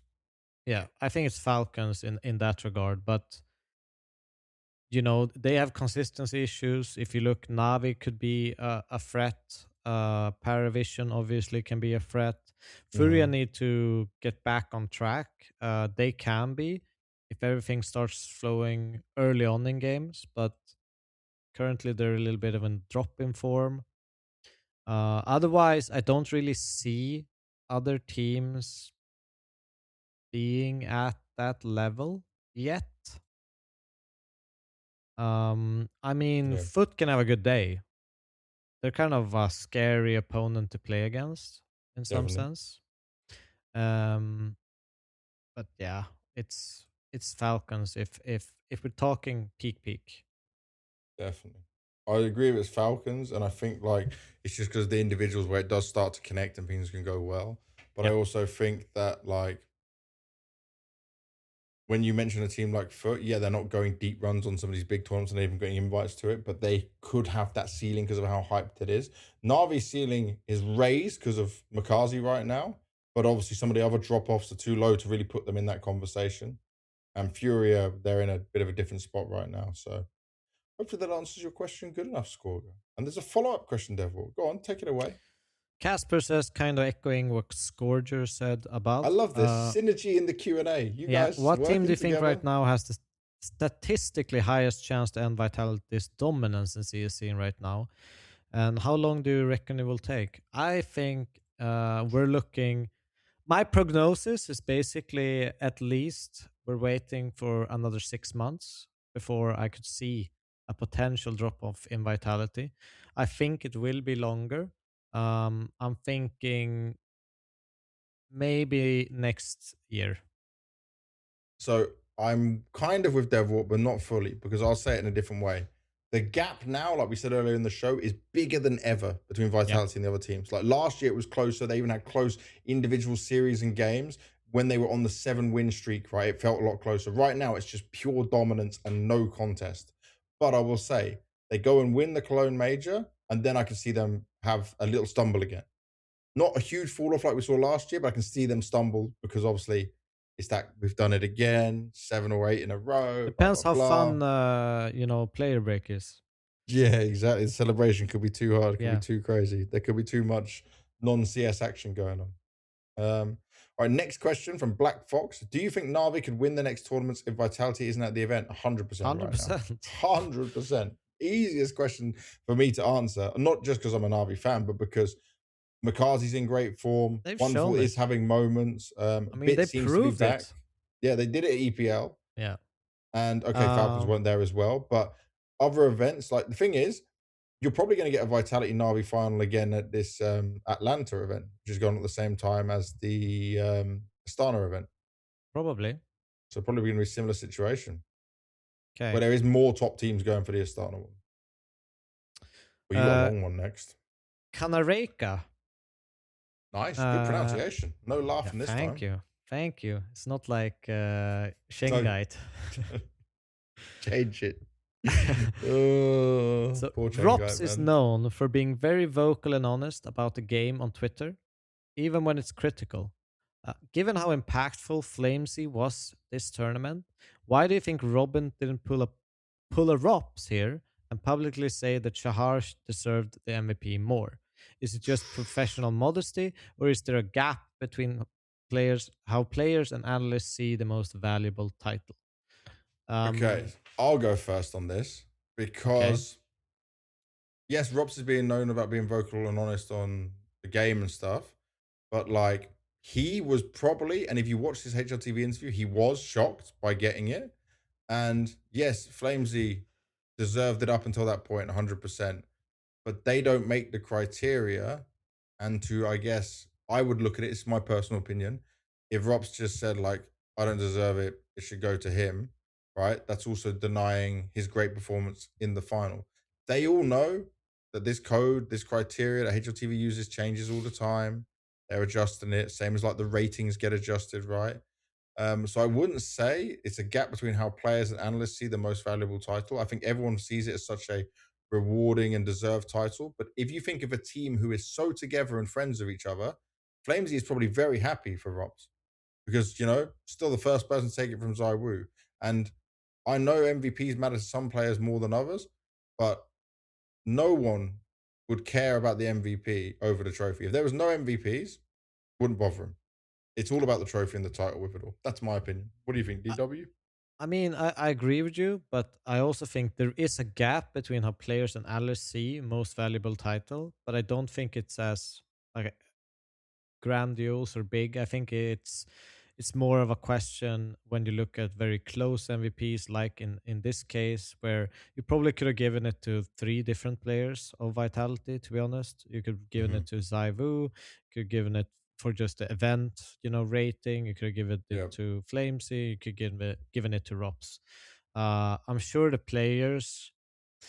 It's like this. You get a different feeling when you're in the game playing a player versus what you see on the screen. There's a Yeah. fair, kind of attribute to a player as well that isn't really viewable from screen and in the same perspective. But Well, also, yeah, even the way, like, when we play, right? I look at the game still in a more basic form. I still say I'm a 1.6 and brained person, where your decision making is like you always say to me about, I'm not thinking about this next move. Like, you're always thinking these next moves, next step, next thing, and yeah, how you approach it, right? But I'm sometimes so just gung ho and go for it. There is just like, there's even a gap between, say, some of the high ranked, I mean, top 500 players in the world to the top 10, 20, 50, 100 yeah, players in the yeah. world. Like, it's Everything just goes crazy. faster because Yeah. it's at the end of the day, like it's you can reference chess a little bit. It can be, Hmm. you want to take con control of Mirage, but you already know before you take con control Mirage what the different options that you want or look to do before you Yeah. do it. And I think maybe a lower rated player would take on, stop, think, do next. Whilst a really really elite player, they know exactly what they want to do, and they know exactly the gaps they want to push an entire round, and they know what will trigger that response Yeah. from them. And I'll even say it about you, right? Because you're going to be too humble.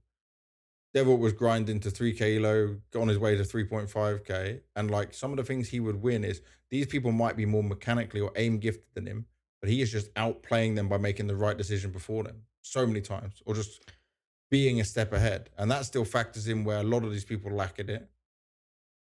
Yeah, it's CS is you don't need hands to play CS.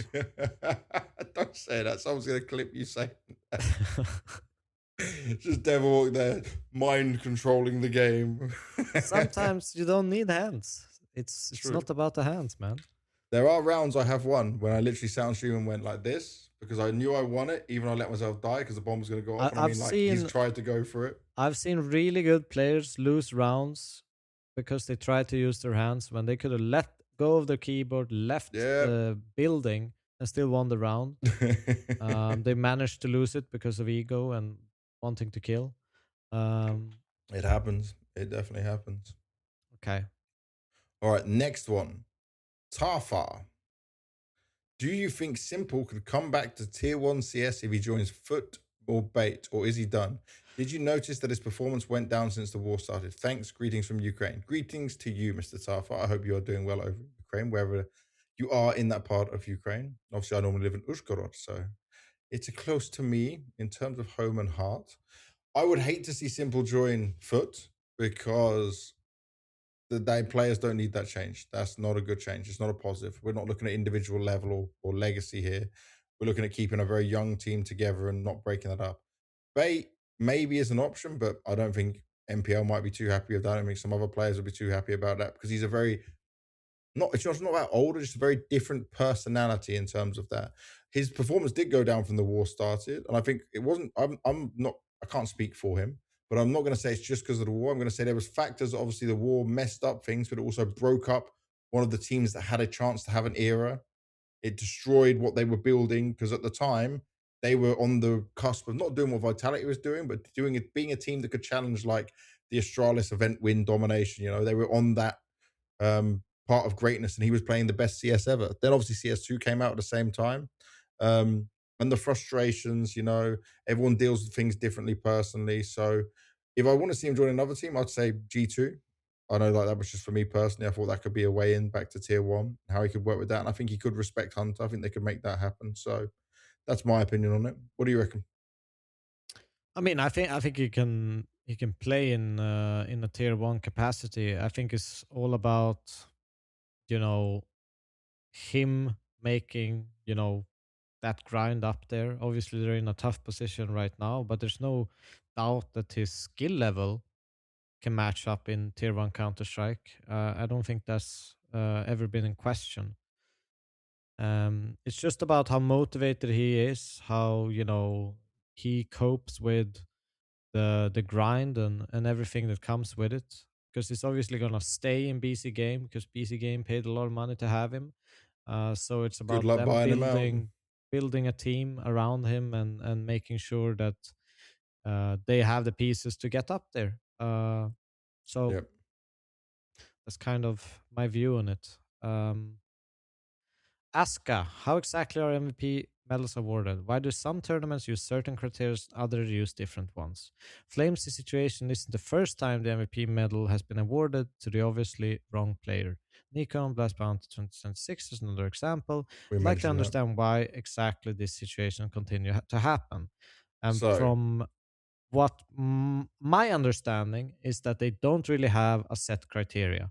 They not try to anymore. It's not as change black and the white. recipe of this and trying to fine tune it. That's why we're getting these kind of off events where, at least from a community perspective, it becomes a little bit like VAR in British football. No one understands exactly how it works.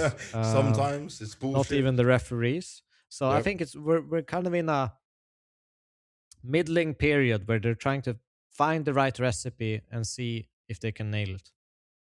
I'll say that you said why do some tournaments use certain criteria and others use different ones? It's nothing to do for you to know. The tournaments never set the criteria. When you see a Blast MVP, It's only when it's a HLTV. sponsor, or a DHL MVP for ESL events, that is a fan vote MVP, and also some talent gets a vote on it for the ESL ones, right? But it is not. That is not a real MVP medal. It's an MVP from a sponsor thing, and the player gets it, and you can have it. I've got one of Simple's DHL MVPs because he didn't want the thing. It's still in my house. Like he just gave it away. He actually wasn't going to take it with him, and I said to him, "I'll hold on to it whenever you want it back. You can have it." They don't care about that. Their players only care about HLTV because that's the legacy, that's the history of the game, and obviously HLTV is amazing. We can talk some bad stuff or say some things that are not perfect about HLTV, but what would we have without it? Every bit of history, every bit of knowledge, looking back and finding pictures of when Devil won the major, all the legacy, all the stats, everything you can have in there, all of this is visible even to the 1.6 days because of this.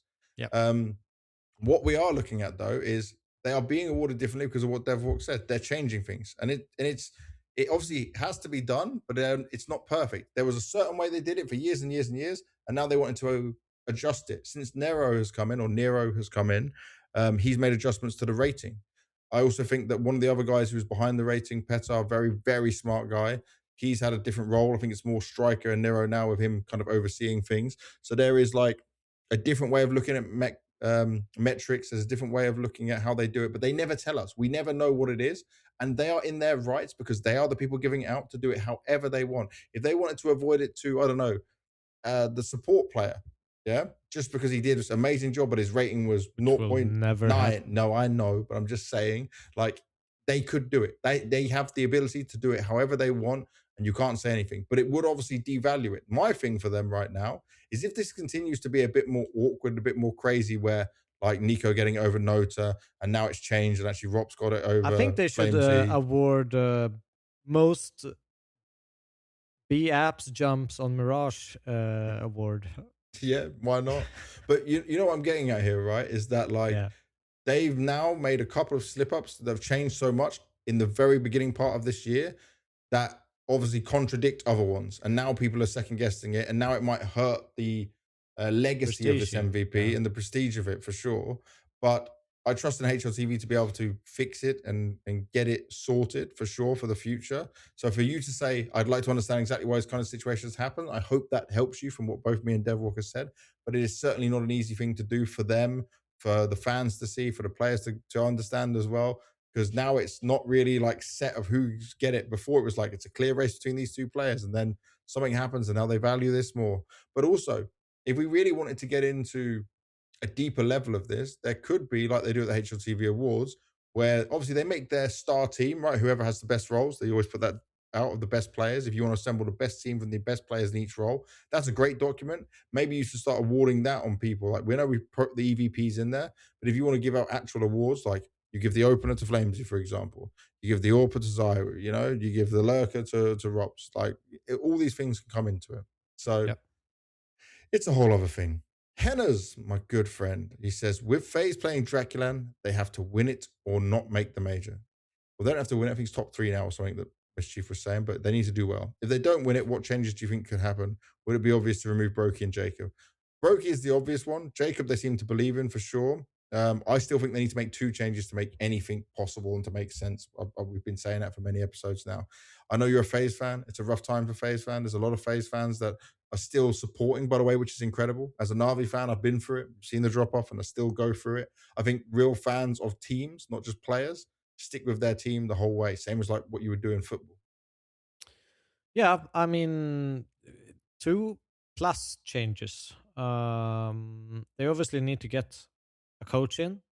Mhm. They need to change something, but I think it's also a systematic thing. And I hope that if this isn't something a coach can come in and fix, that it still kind of spills over in the game after making 2+ changes.